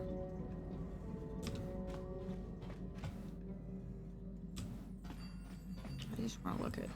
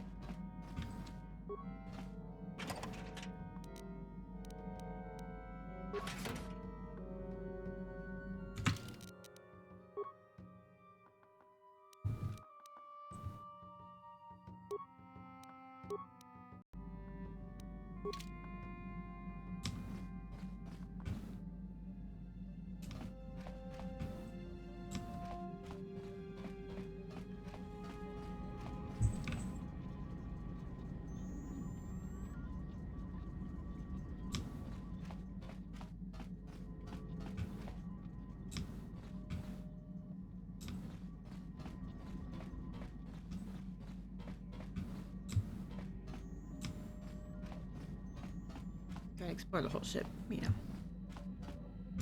Oh.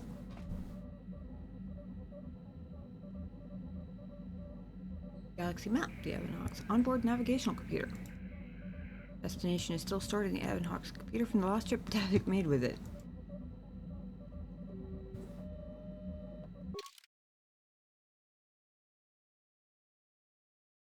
Climate, temperature grassland, temperate grassland. Native species, non-native, now settled. Docking Jedi.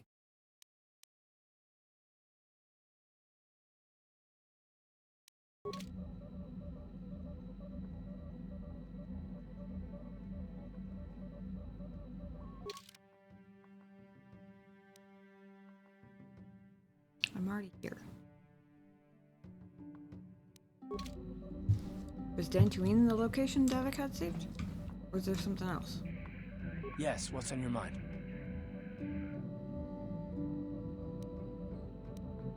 Oh yeah. You got it.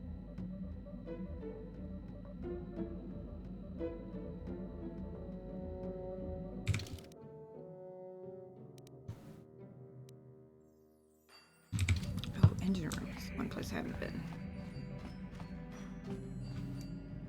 Careful when you do space battles, by the way. OG discs kill fighters too fast. Opens entirely. Good to know. That being said, an overabundance of skill has never been a problem for me before, I will admit.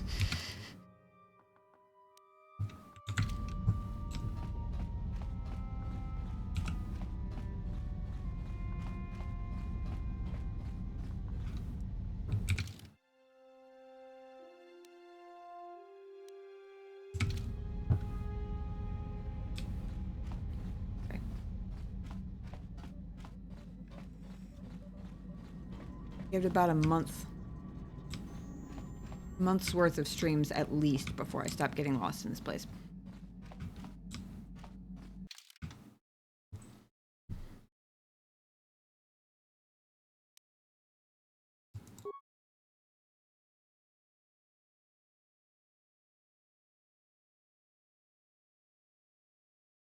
Okay, see what game's locked.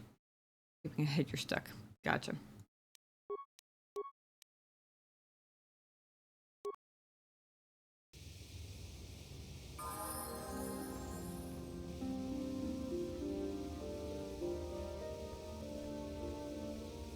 Mission, is that you? It's me, Lena, remember? Oh, I was my dating goodness. your brother back on Terrace. Lena? What are you doing here? Where's Griff? I'm just passing through. Griff and I broke up a few months after we left Terrace together. Probably for the best. Your brother can be charming, Mission, but he's bad news. Don't you start trashing my brother, you cantina rat. Take that back or I'll smack you so hard your head tails will pop off. Mission, what's wrong with you? Why are you acting this way? I'd walk counterclockwise to escape. Inside the ship. Gotcha. Took me a second to... My brain was already on, what the fuck, the intergalactic skank is here. I gotcha.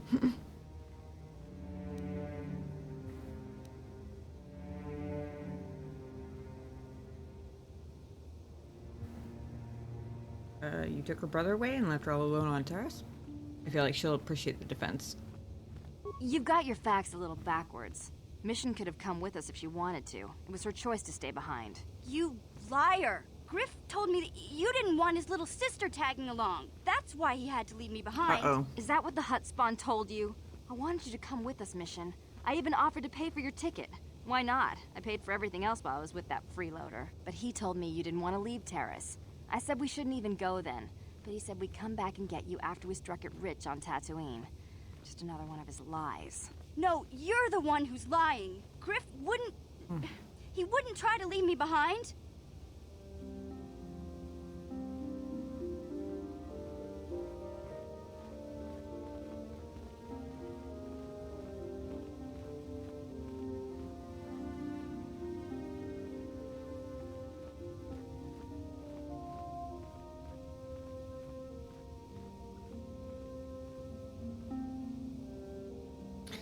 Again with the tone. I'd like to know if she has something to back it up, more for Mission's sake than for mine. But I don't want it to be like a hostile, one of those rhetorical questions where you ask it so aggressively that it's not really a question anymore.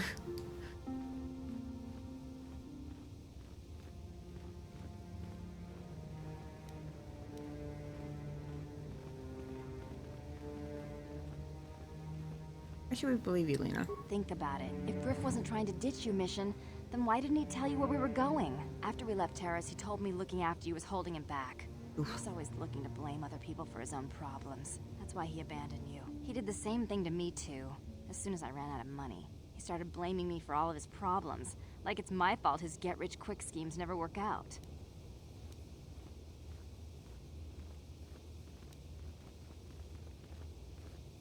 Where's Griff now? Still on Tatooine, as far as I know. Not that I really care anymore. And if Mission was smart, she'd forget about that no-good con artist. But Griff is my brother. I just can't pretend he doesn't exist. If he was here to defend himself, Lena wouldn't be saying all this bad stuff about him. Hey, if you want to talk to Griff, go ahead. Last I heard, he was going to make a fortune working the Zerka Corp mines on Tatooine. But as far as I'm concerned, he's out of my life forever. Griff's better off without you anyway, you table-dancing, brother-stealing home wrecker. I guess that's my cue to leave then. I didn't mean to upset you, Mission. But one day you'll see I'm right about your brother. I only hope it's not too late by then. Kid. Hey there, what can I do for you? Don't tell me you believe Lena's lies. Griff might be working as a miner on Tatooine, but the rest of her story is Bantha Poodoo. You can't trust someone like her. At least Griff's free of her clutches. I'd like to go speak to the Zerka Corp rep on Tatooine if we have time. Maybe I can arrange to see my brother again. We'll find him. I just hope he's not in any kind of trouble when we do. Sounds like that's a pretty slim chance, but we'll see. Well, wasn't that an interesting turn of events?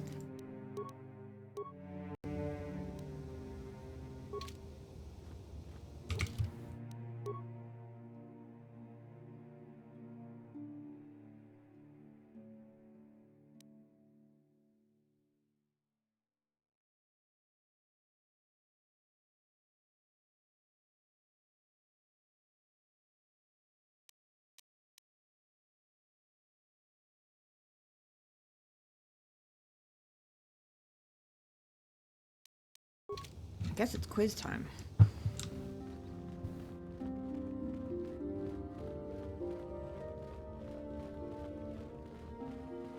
And I'm probably gonna have to call it for tonight because it is 3:30 in the morning already.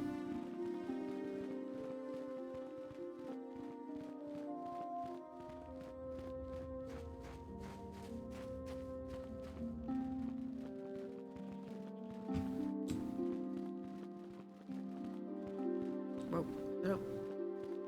Okay. Weird invisible wall.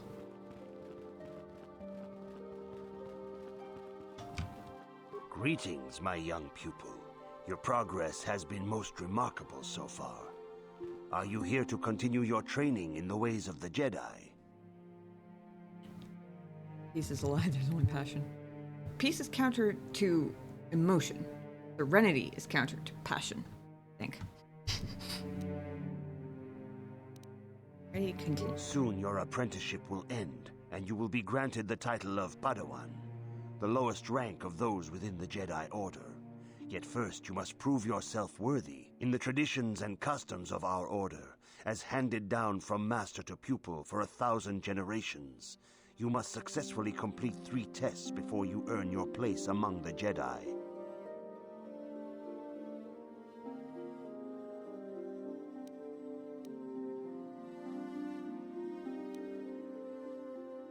I did say there were 3.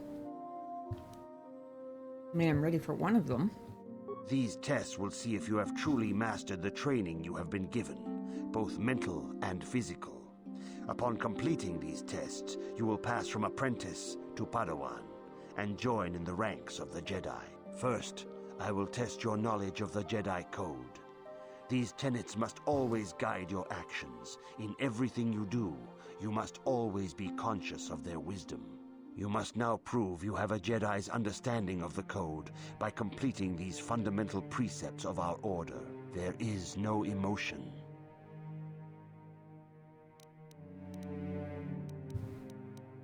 Okay. I guess we're about to find out if I was wrong with what I said 2 seconds ago. There is no ignorance. Knowledge. There is no passion. That one's serenity. Those 2 would be very easy to mix up. There is no chaos.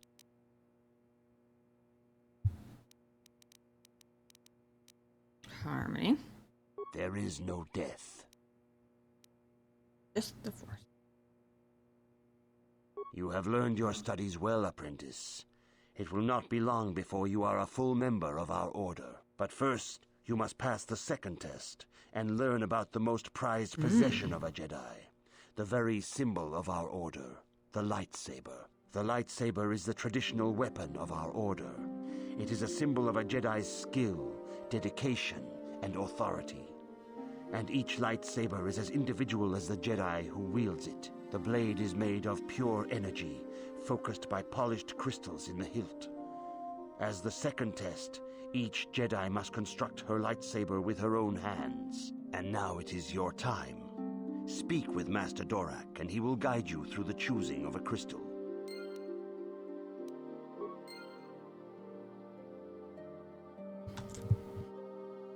Passionate gain strength through strength. I gain victory through victory. My chains are broken. The force shall free me, which sounds cooler. I mean, I feel like there's a pattern there. Like, probably the dark side always sounds cooler. I feel like that's probably how they end up with people.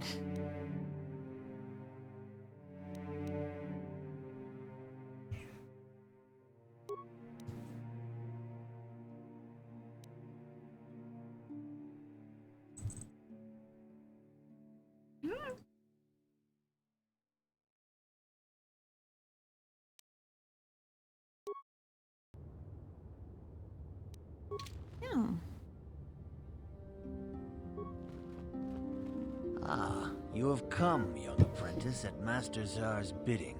He sees great promise in you, as do I. The time has come for you to choose the color of your lightsaber. This color also reflects your demeanor and position within the Order.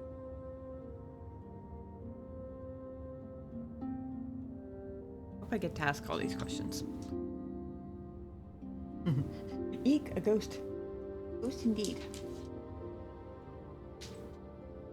Right, there's a tattoo growing up, but we're not. Hey.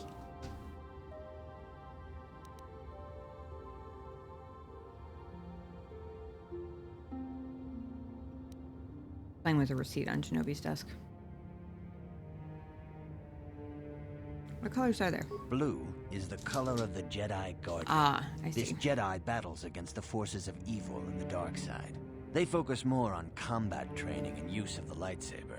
Yellow is the color of the Jedi Sentinel. This Jedi ferrets out deceit and injustice, bringing it to light. They focus less on combat and more on other skills and abilities. Green is the color of the Jedi Consular. This Jedi seeks to bring balance to the universe. They mediate between other groups, using their powers to end conflict and preserve peace. Ah, I see.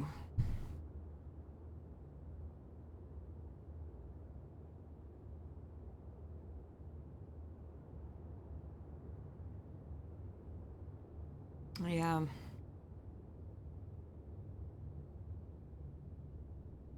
Do I get to go back to the other questions? I guess they probably all go to the same thing, don't they? Like, what colors, what positions. I didn't realize what colors was going to lead to. I mean, it makes sense. I'm not gonna lie, I'm a little bummed that I can't make my own color. Hold on. What are you doing?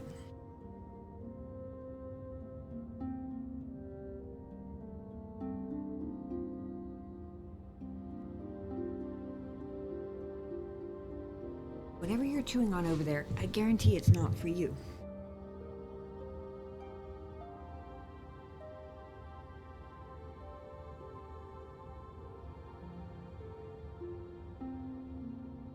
Hi.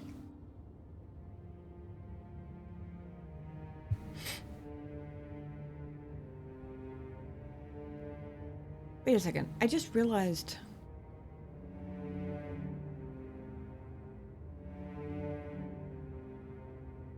Okay, I'm guessing that relates to what I was about to say, which was when I was looking at the workbench right after I got Bastila, I looked at her lightsaber and I noticed that there were crystal slots, and it looked like you could change the color of it. I assume you can't change the class, right? Like, even if you can change the lightsaber color later, that doesn't then change your class, does it?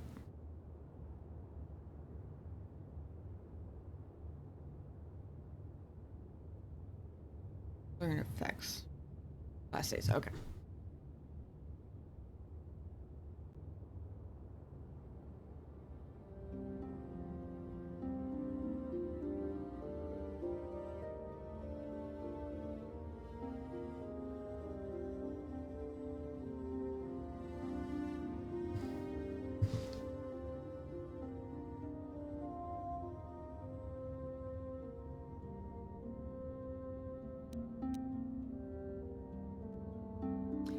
think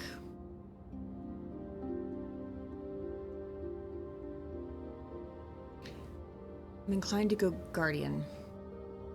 Normally I would totally go Sentinel, but between Sun's description of Guardian, which made it sound really awesome, and the Force Jump, which also sounds... Oh my god.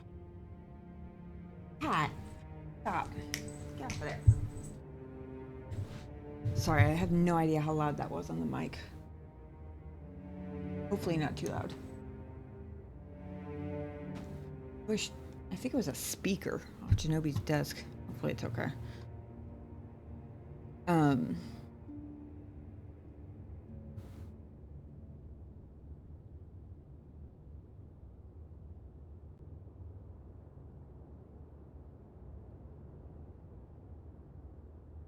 Force jump can be useful or death.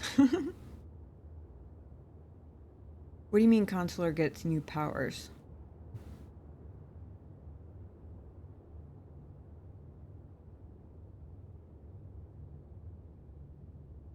Clear line of sight. Okay, good to know.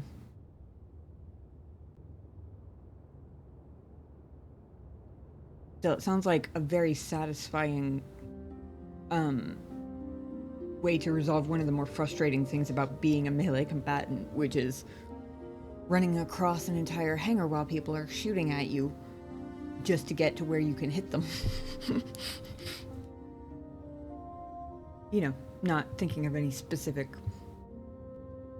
situation or anything.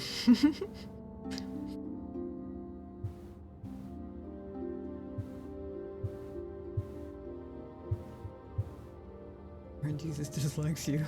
You miss. Get hit 20 times and die.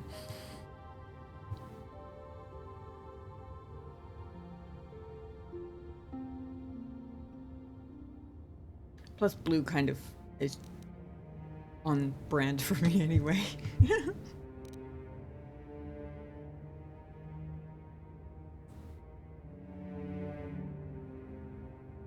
I don't even remember what the force power the Sentinel gets. I probably know because I've looked at all of Bastila's abilities, but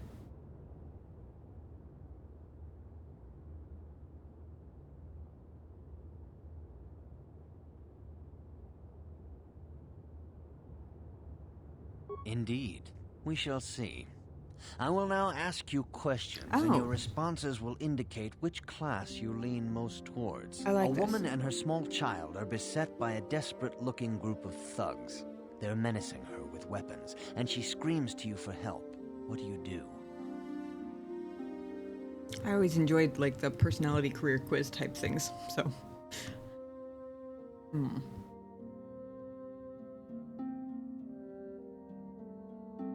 Is this also a test?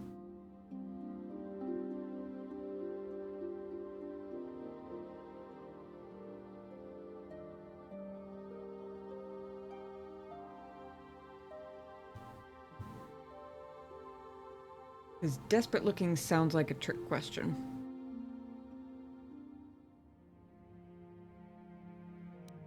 Maybe.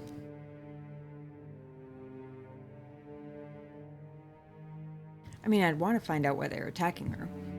Stop the thugs doesn't necessarily mean it has to be words. I mean, if they don't stop, then you gotta beat them up, right?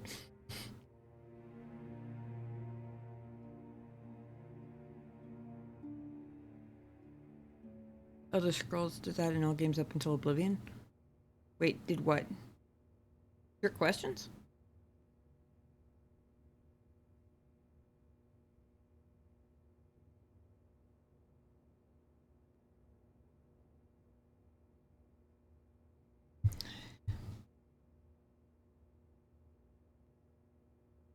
Before I choose this... Oh, questions for your class. Gotcha. That makes more sense.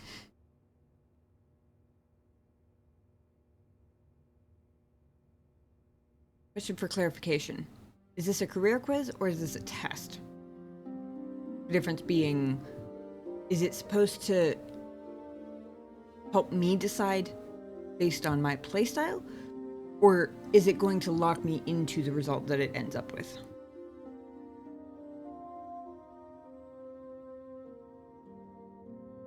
because he did give me the descriptions of the 3. I mostly only heard the consular one, but I get the general idea. And that will probably affect my answer. I won't be locked in. Okay. Stop the thugs by any means necessary. And then if they're still conscious to speak, find out why they attacked her. Indeed. Very well. On to the next question. You are in combat with a dark Jedi allied with the Sith. There is a pause in the combat. What do you do?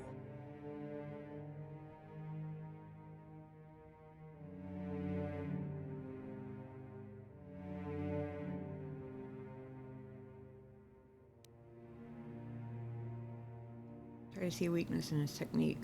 Yes, I suspected as much. Did you? Now for the next question. There is a locked door, and your goal lies on the other side. What do you do? Cut a hole in it. Knock. I mean, if the past however many hours of gameplay is any suggestion, I go grab my lock-picking friend and get her to pick the lock.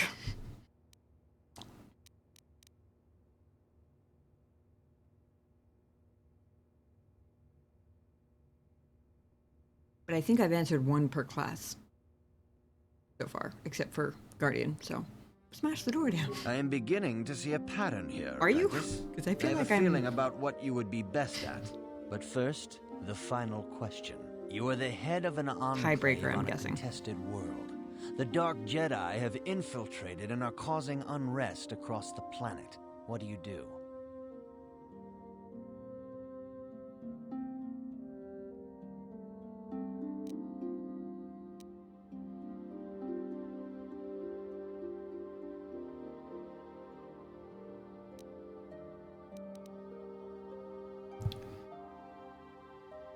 I've always been the smarter, not harder type.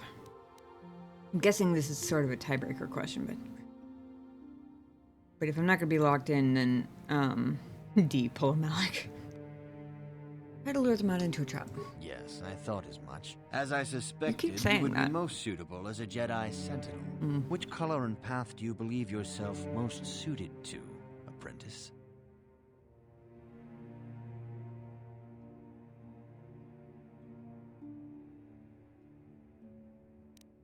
Naturally, yes, I would tend to agree with him. That's part of the reason I answered those questions like that, because it was partially honest. It was partially me answering the questions honestly. That being said, given that I spent the entire first location of the game stuck at level 2 and 3, and I'm very tired of being squishy, I feel like I will settle into a Guardian role quite well. Because I'm ready to go beat some stuff up. Effectively. Yeah, let me edit that. I'm ready to go beat some stuff up and feel like I'm capable of doing it without struggling the whole way.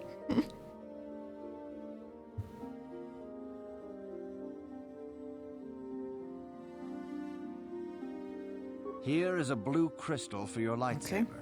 Go speak to Master Jar again, and he will instruct you in how to construct it. I like the guy. I like this guy. He told me what my answers said I would be most suited for. Asked me what I wanted to do. I said something different, and he didn't turn around and rub it in my face. What delightful. Okay.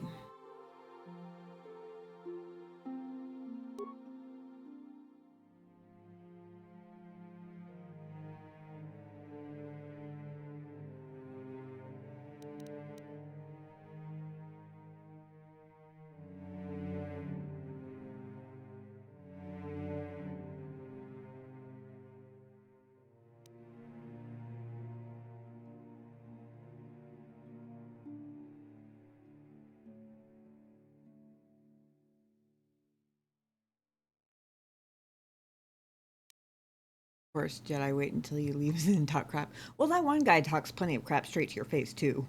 I mean, I'm sure he also does it behind your back, but he certainly doesn't seem shy about doing it to your face. One attribute point.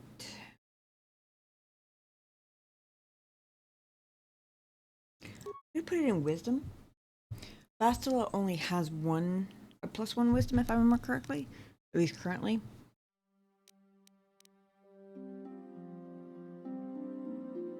And it's either that or Constitution to actually increase a modifier somewhere. Could put it in Dex. Maybe I should put it in Dex, but I don't know. Force abilities are going to be all the rage for a little bit, so.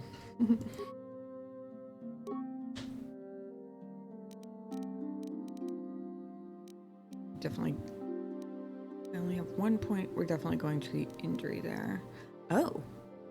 Oh. Hold on. Maybe we're not. Persuade was not a class skill for me before. It took 2 points. That's part of why I've only got a 3 in it. I've got a 4 in it now, though.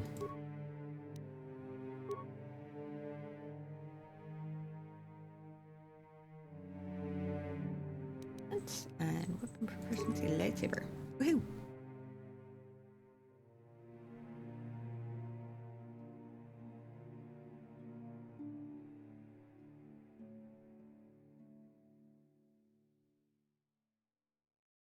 Yeah, we're gonna level up my 2-weapon fighting because I really like the 2-weapon fighting, and the double-bladed weapon also sounds really cool.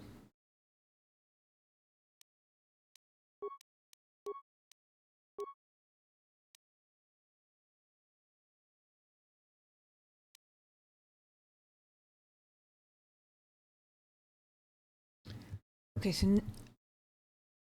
interesting. So are all the force powers restricted by? Okay, hold on.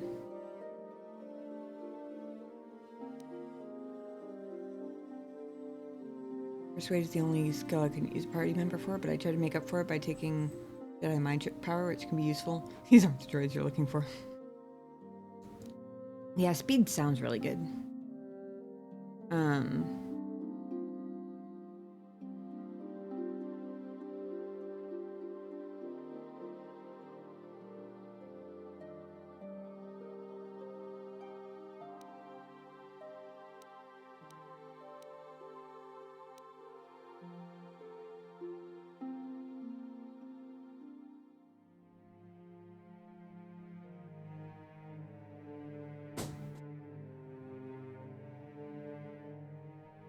Hey, cat.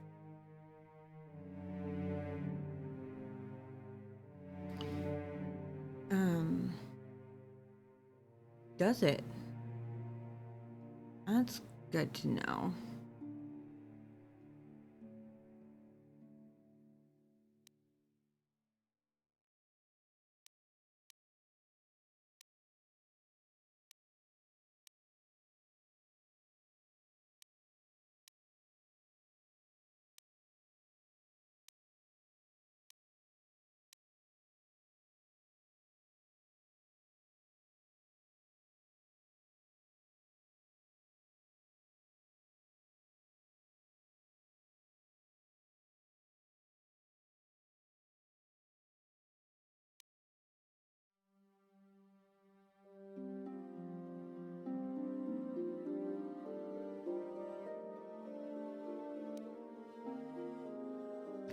So not all the force powers are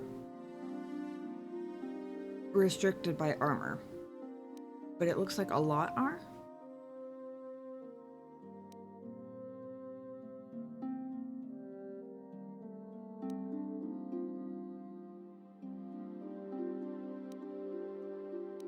Or at least some are.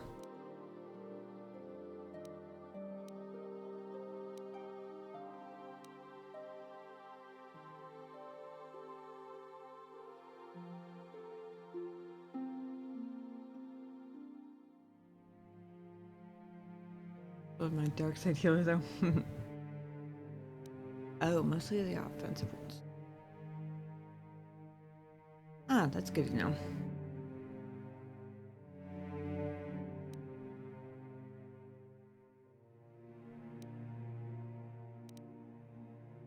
I'm debating between going with Effect Mind,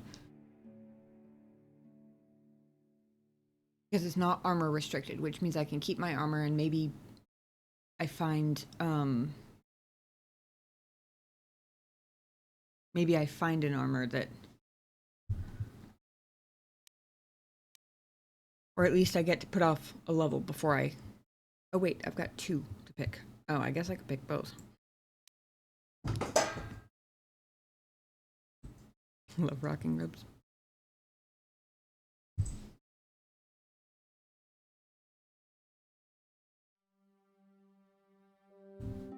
Cat's being crazy.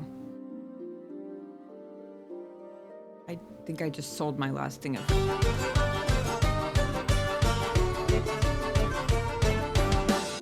Holy crap! Raiders, welcome! Waffleman 30, thank you so much for the raid.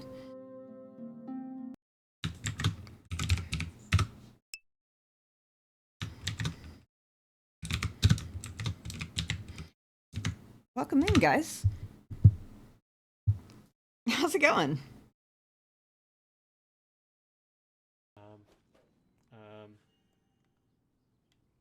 Season's Yeetings. There he is. Long time no see, indeed. How have you been? Give me 1 second. Oh, here we go. Sorry, I'm trying to get my thingy to work. I'm still adjusting to how things work with YouTube and Playing Hades. Can't find a panda in snow. Everybody knows that old trick. Wait, I found it.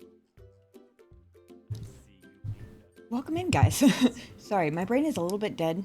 I've been going for quite a while. I guess we got to go a little bit longer though, because goodness, we have a bunch of new friends here.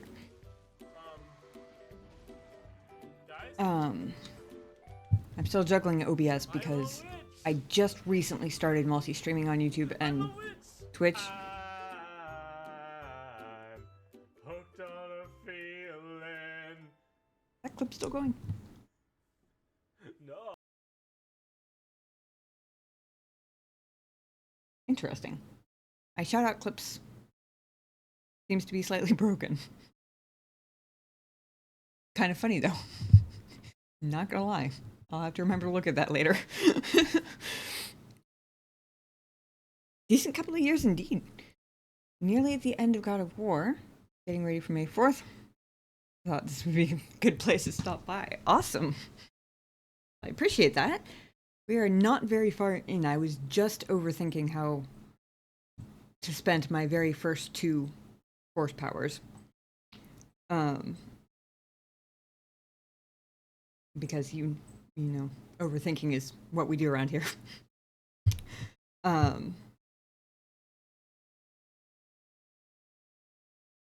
have you been enjoying God of War? I've seen a little bit of gameplay here and there, but mostly just background stuff. I've been watching a fair bit of Papagat on YouTube lately, and a lot of his gameplay that he does in the background during whatever commentary he's doing has been God of War lately. So occasionally I get distracted watching the gameplay, but I've never actually played it. Never have that problem. Leroy.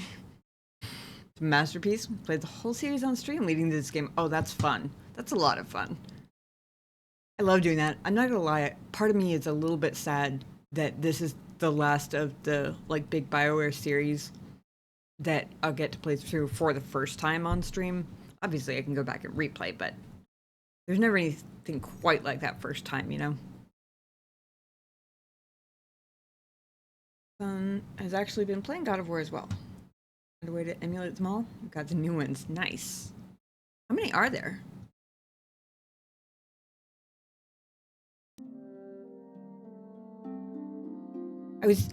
Before I realized I had 2 power points to spend, I was gonna say maybe I go with Affect Mind so that I get to keep my armor a little bit longer. But now I know I have 2 points, so I'm gonna put 1 in Affect Mind because fun new dialogue options. How do you not? But then also, Burst of Speed seems both useful and I've been told in chat that it sounds like a lot of fun. Or that it's a lot of fun to play with. And can be useful. I guess I'll go ahead and add that one too. It is restricted by armor, so I'm gonna have to do something about that, but... Never finished KOTOR. Got pretty far, but never finished. Gotcha.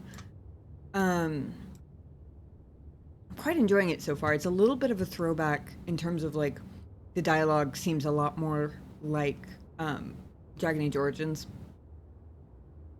It's very, like, OG era BioWare. I don't know if I can say that, but what in my head would constitute OG era BioWare anyway? I'm sure there's somebody who would argue whether that was their OG era or not, but you get my point anyway. Remember on my first laptop, the grass was too powerful for my PC, so I had to turn it off to run the game. That sounds familiar. I am very fortunate because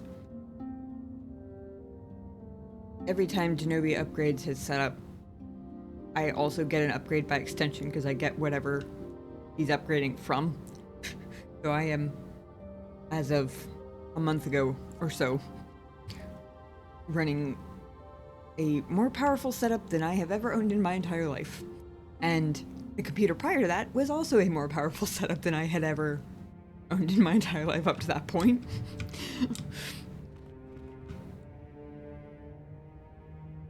Yeah? I just realized she has a level up.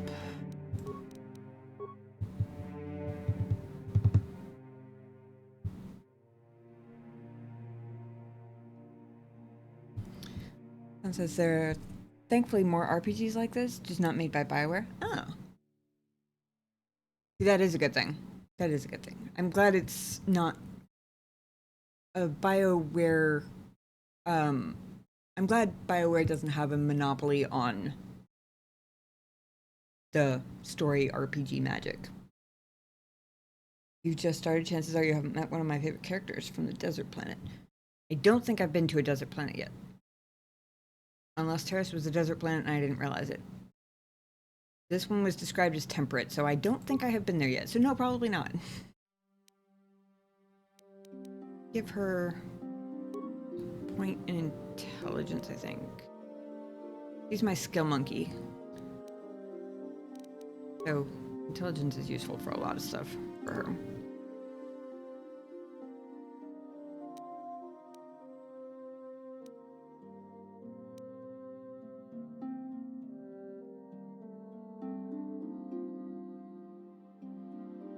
I don't know how high awareness should go before it's not worth putting more points into it yet. Looking forward to it. Me too. Might be leveling up your character for a while now. Just saying to consider your sleep. Duly noted, thank you. I must rest for now, but may the force be with you. And ditch Karth ASAP. Noted. The second I heard Caden's voice come out of him, I kind of did a little bit of a double take, and I don't know if Sun read my mind, or if he was just anticipating that I would recognize it, because before I even registered that I recognized his voice, Sun had already dropped in chat that it was Caden Alenko. I was like, oh, yeah, that explains a lot, actually. But thank you so much for the raid. I very much appreciate it, and I hope you rest well. May the force be with you also.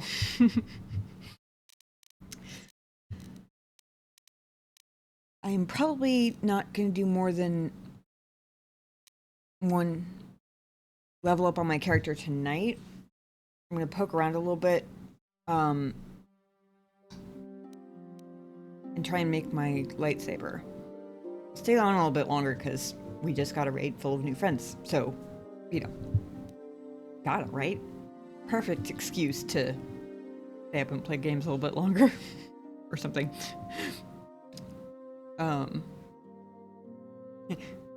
You guys are my excuse and my justification, and I appreciate it.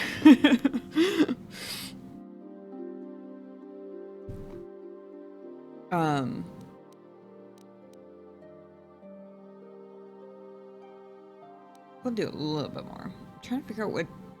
Hold on, I just realized she has 5 points. I don't know why I didn't register that before. Okay, here's a question for my KOTOR consultants in the chat. Is there a point where it stops being worth it to put points into awareness? Or, like, is 9 or 10 awareness ridiculous? Or is that kind of like always a good place to put extra points if you don't have somewhere specific to put them?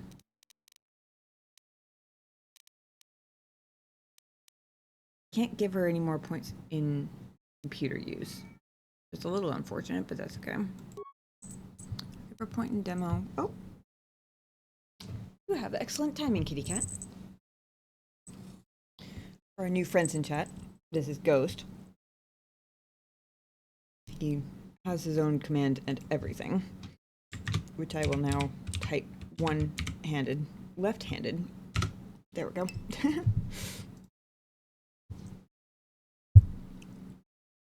Malicious focuses on one stat per person, but in others, in case. On 10 for awareness always seemed high, sufficient to spot any mine. Okay, cool. Then I will also put a point there.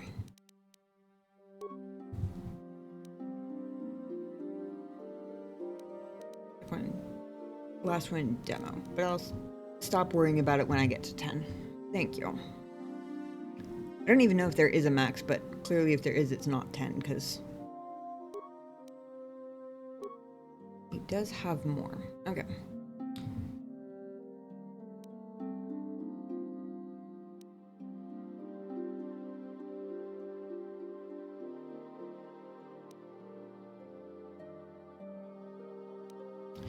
So, Sniper Shot is the one that can stun.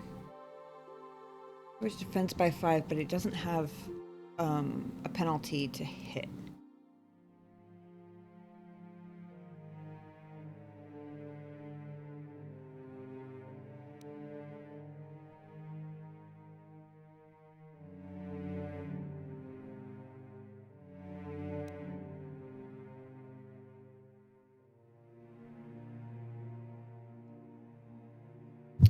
I've currently got her using a disruptor rifle, so she's probably not getting the benefit of her dueling feat anyway.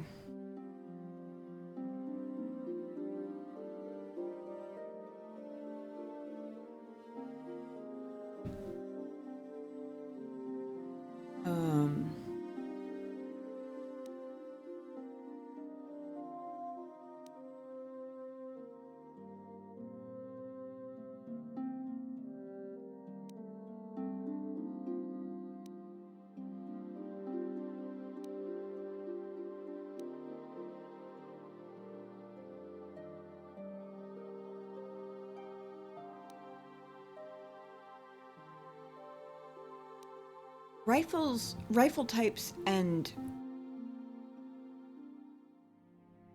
repeating blaster types are all not considered one-handed for this purposes of dueling, right? It would basically have to be like a single pistol, I'm guessing. That honestly would make the most sense anyway.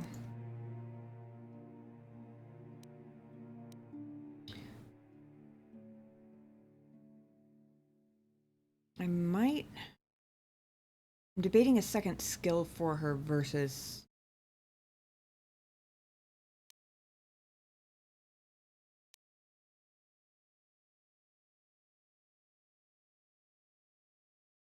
Single-hand pistol, yes. Okay, cool. Thank you.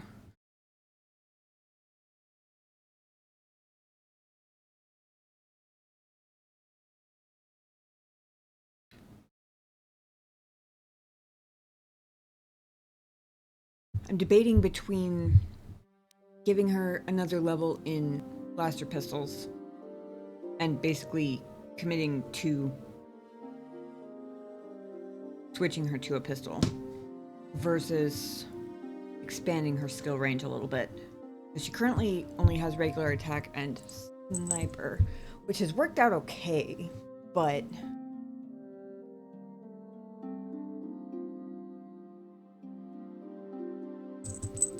okay, all right. He got frisky.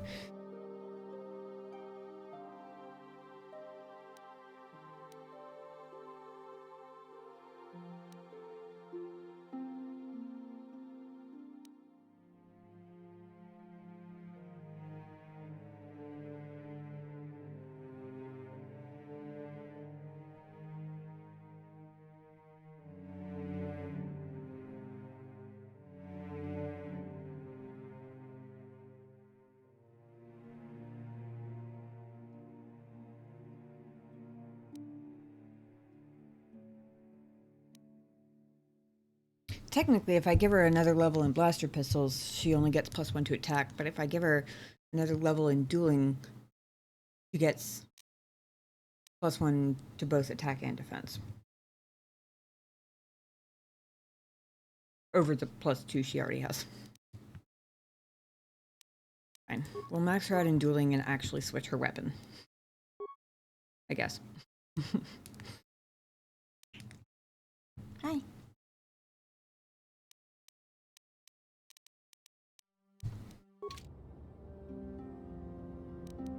What? Okay. Now, next level of Jedi trials.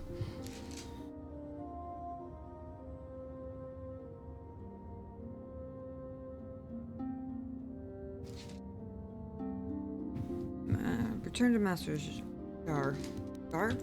He probably said the guy's name and I wasn't paying enough attention to note how it was pronounced. Damn it.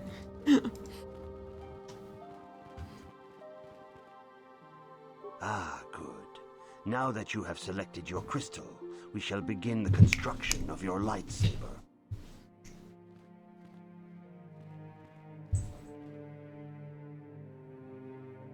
Nobody saw me almost trip over my chair while I was chasing the cat off Genobi's desk. That didn't happen. Ooh, I have pretty blue lightsaber.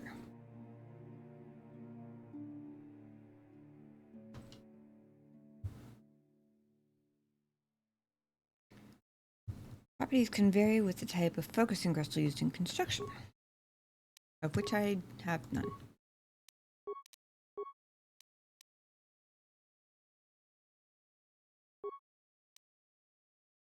Symbol. Ooh. I did it, guys. I'm officially a Jedi. I mean, I guess technically I was officially a Jedi Apprentice before, but come on, nobody feels official until you're wielding a lightsaber, right?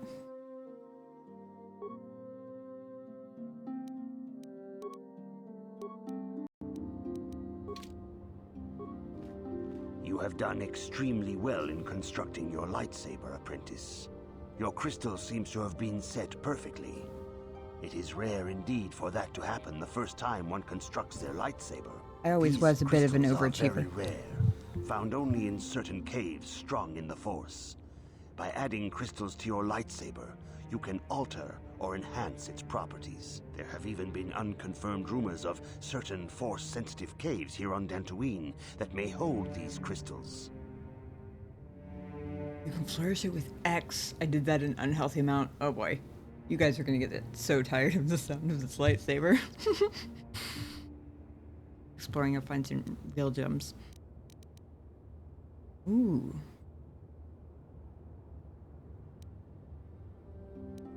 I can find crystals on Dantooine? It is a rumor only.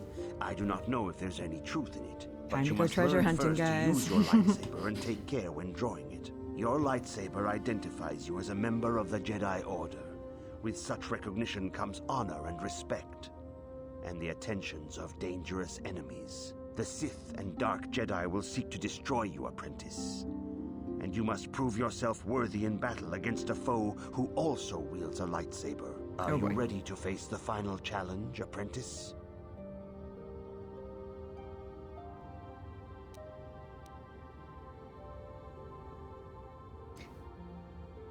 You have Not learned yet. much, yet there is much more for you to still understand. Hey, cat. The way of the Jedi must be entered into with a clear and focused mind. When you feel that you are ready to continue your training, know that you can find me here.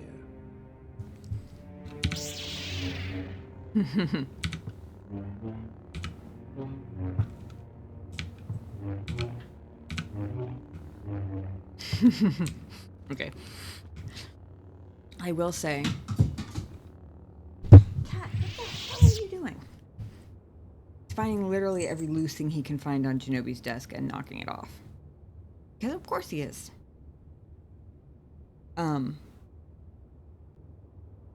I will say the one saving grace...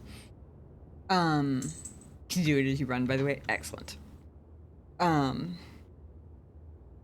one thing that might save me from just doing that an obnoxious amount is the fact that it's the same flourish every time.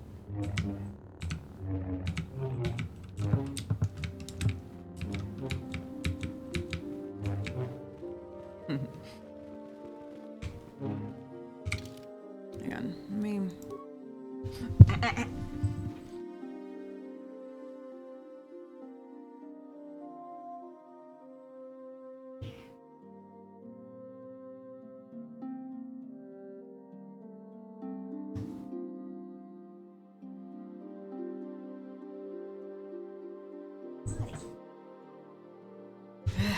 He almost knocked the entire XLR mic, can't think of the word, sound box with dials off Shinobi's desk.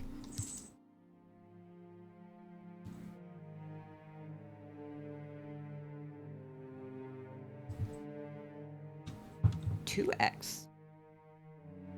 Like, 2 times the blade length, I'm guessing? Based on, I assume you mean or double bladed.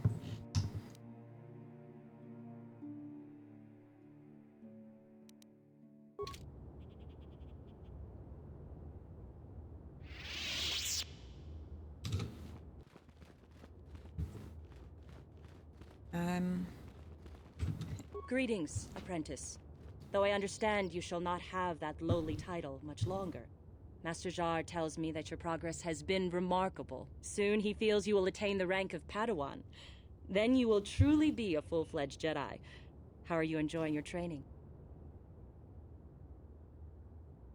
I'm looking to alter my lightsaber, and I heard about some caves.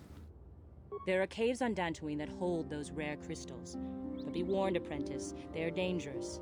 You should not meddle in things beyond you. I wish you luck in your training, Apprentice. There is much you must yet learn. May the Force be with you.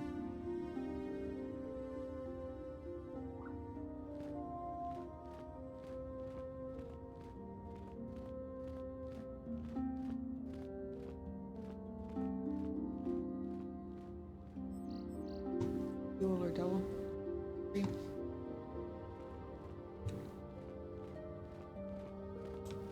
I'm guessing this door is still locked.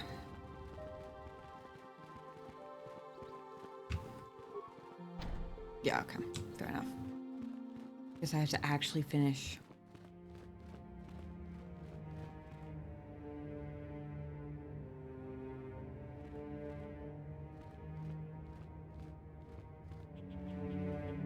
You lost me somewhere malicious. I'm not sure what you're talking about anymore. Talk to who?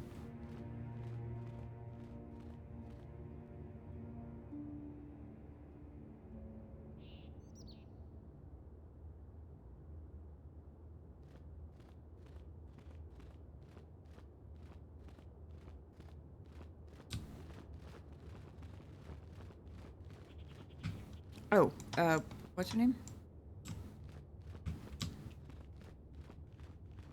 Not her name, but... Greetings, Apprentice. Though I understand you shall not have that lowly title much longer. Master Jar tells me that your progress has been remarkable. Soon he feels you will attain the rank of Padawan. Then you will truly be a full-fledged Jedi. I wish you... You're right. Greetings, Apprentice. Though I understand you shall not have that lowly title much longer. Master Jar tells soon So I was he pronouncing feels it right, more or less. I wish. Thank you. Sorry, took me a second to catch up. My brain had already skipped ahead to mostly caves and crystals, honestly.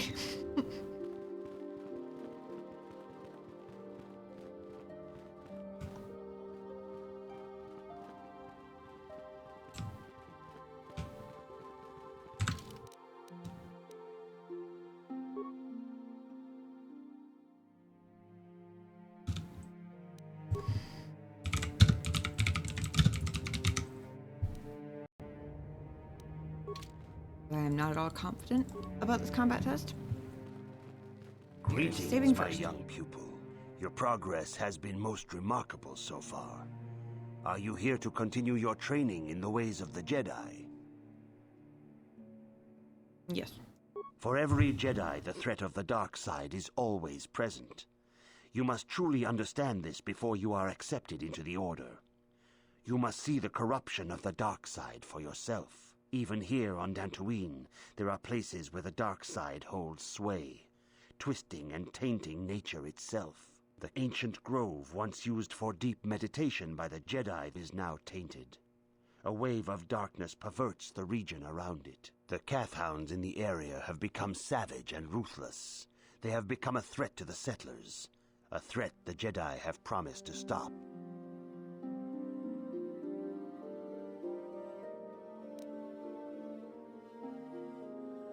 What's causing this corruption? The Kathhounds are but a symptom of the true problem. You must journey into the grove and confront the true source of the darkness. That is your task.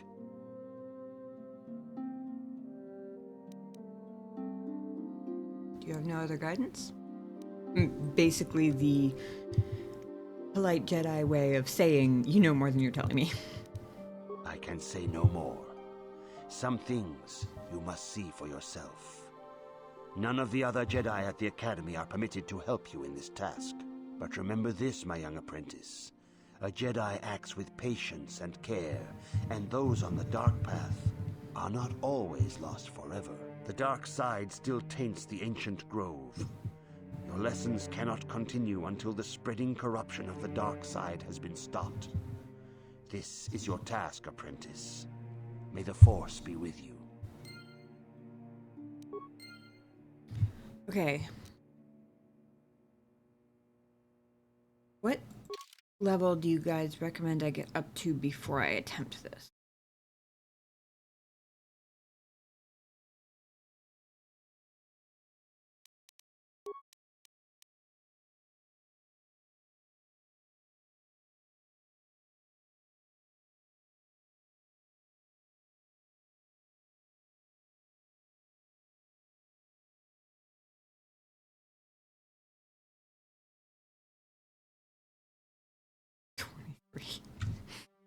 Thank you, Malicious. I've already been told that the max level is 20, so I'm not sure I'm going to be able to pull that one off.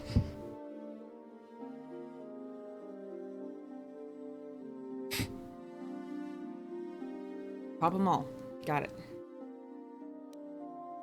I have no idea how many levels that is, but it's at least a couple more.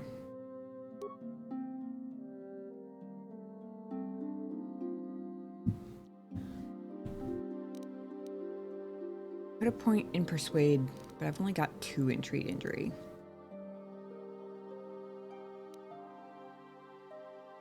I feel like I'm still a little bit... the word I'm looking for. Not traumatized, but still under the effect of being extra squishy all the way through Terrace. Game occasionally glitches and you peaked at 27. Okay, good to know.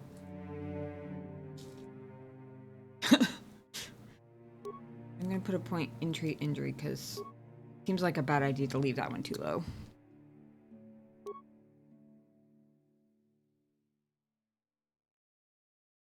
Suppose I gotta shed my armor.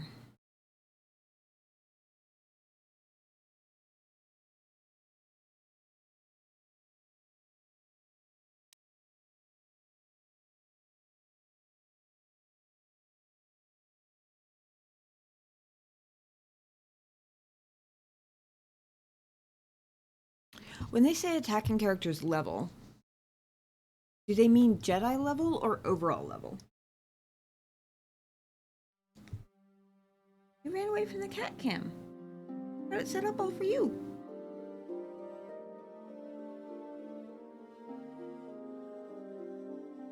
Total, okay.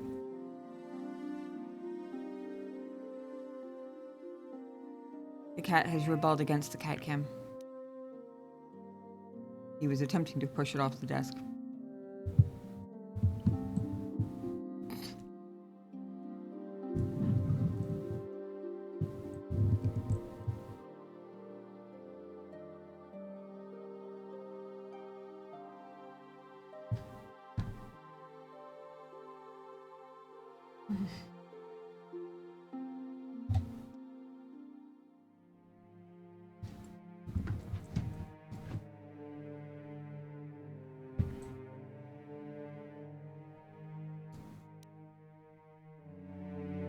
Gonna have to sleep now. Fair enough. I'm probably not too far behind. Good luck on your journey in the galaxy far, far away. Thank you. And thank you, as always, for your help and questions answered. Always very much appreciated. I hope you have a good night. And a good week. I'm gonna figure out...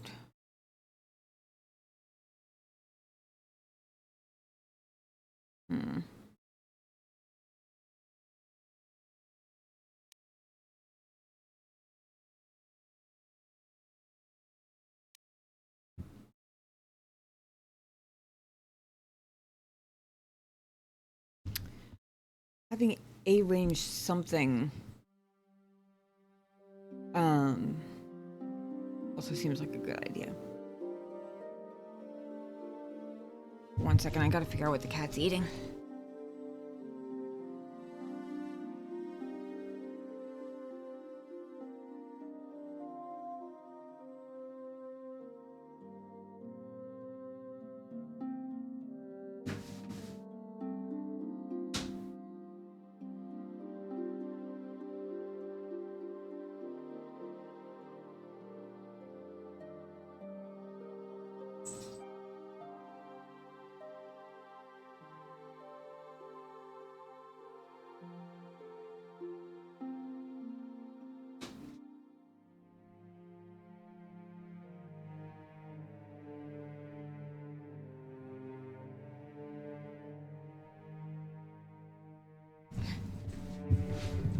Sorry about that.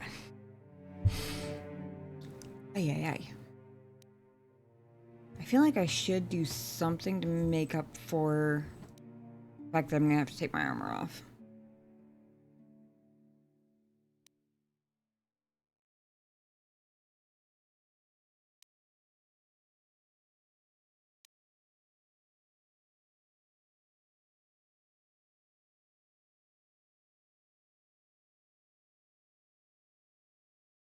I wish I had cool powers. I might have completed one good playthrough.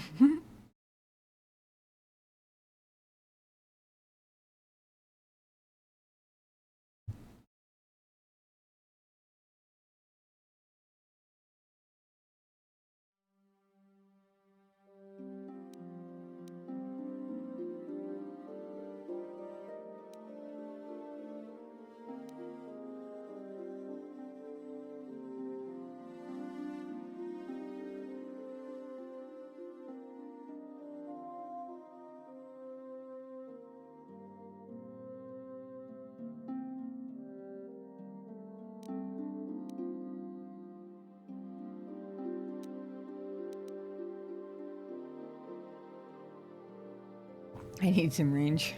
Me, unlimited power.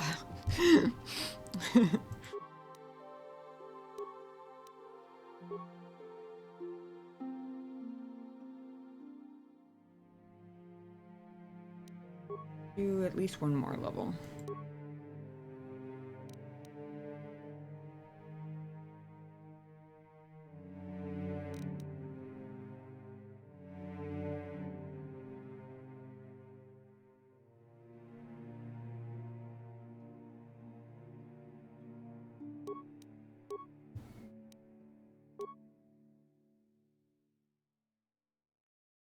Hmm.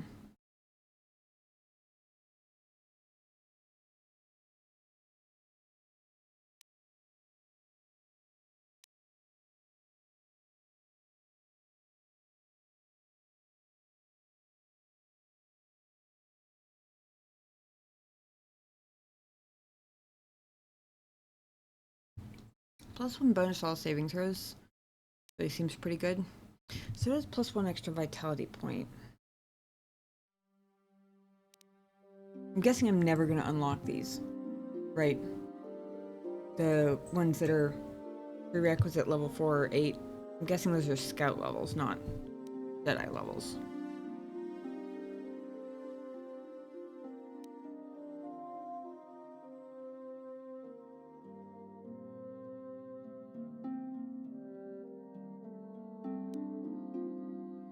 Oh, right, new Jedi thingies.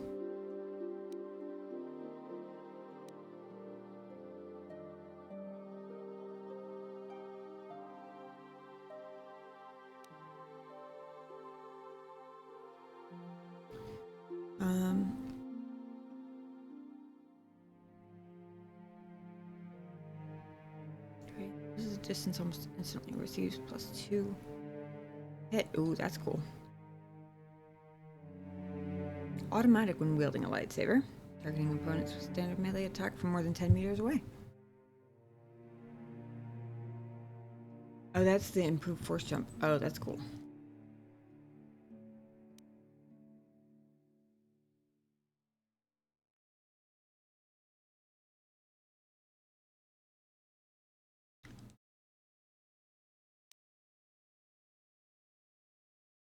The vitality or saving throws, I feel like, would be a good place to spend.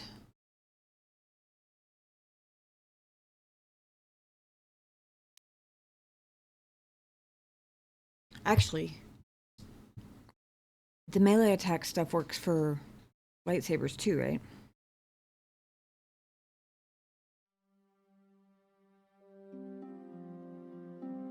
Trick for that? Run away, lock, jump, run, repeat. Sounds like fun. Sounds like a chaotically fun way to confuse your enemies. What is this person doing?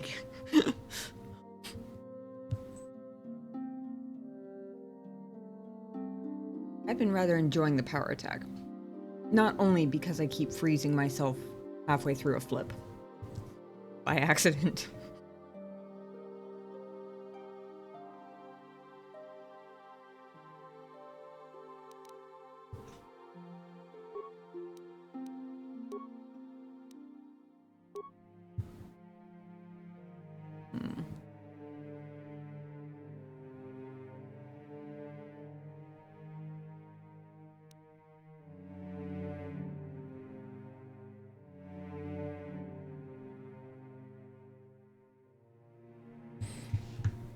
Dominate mind of Neil's persuasive use of the Force. Once a Jedi has this power, extra options appear in conversations as appropriate. Dominate mind is more powerful than affect mind, and very few beings can resist its effects. Power does not affect droids. The main player character. Oh, we gotta add that, right?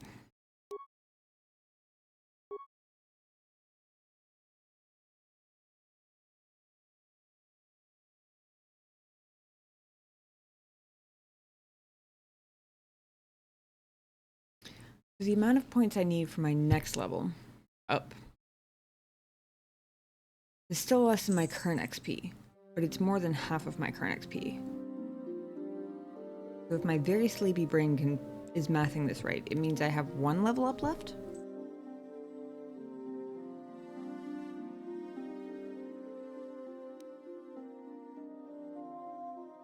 Oh, wait. No, never mind. That doesn't make sense. I was going off of... I think that would have been right if you were expending experience points by leveling up, but I haven't been. It's a... Which I guess means it's like a tier thing. Like you have to have above this many. Oh, interesting. So I probably have 2 level ups left? Maybe 3? That's kind of what I'm thinking is how many do I want to save for a heal?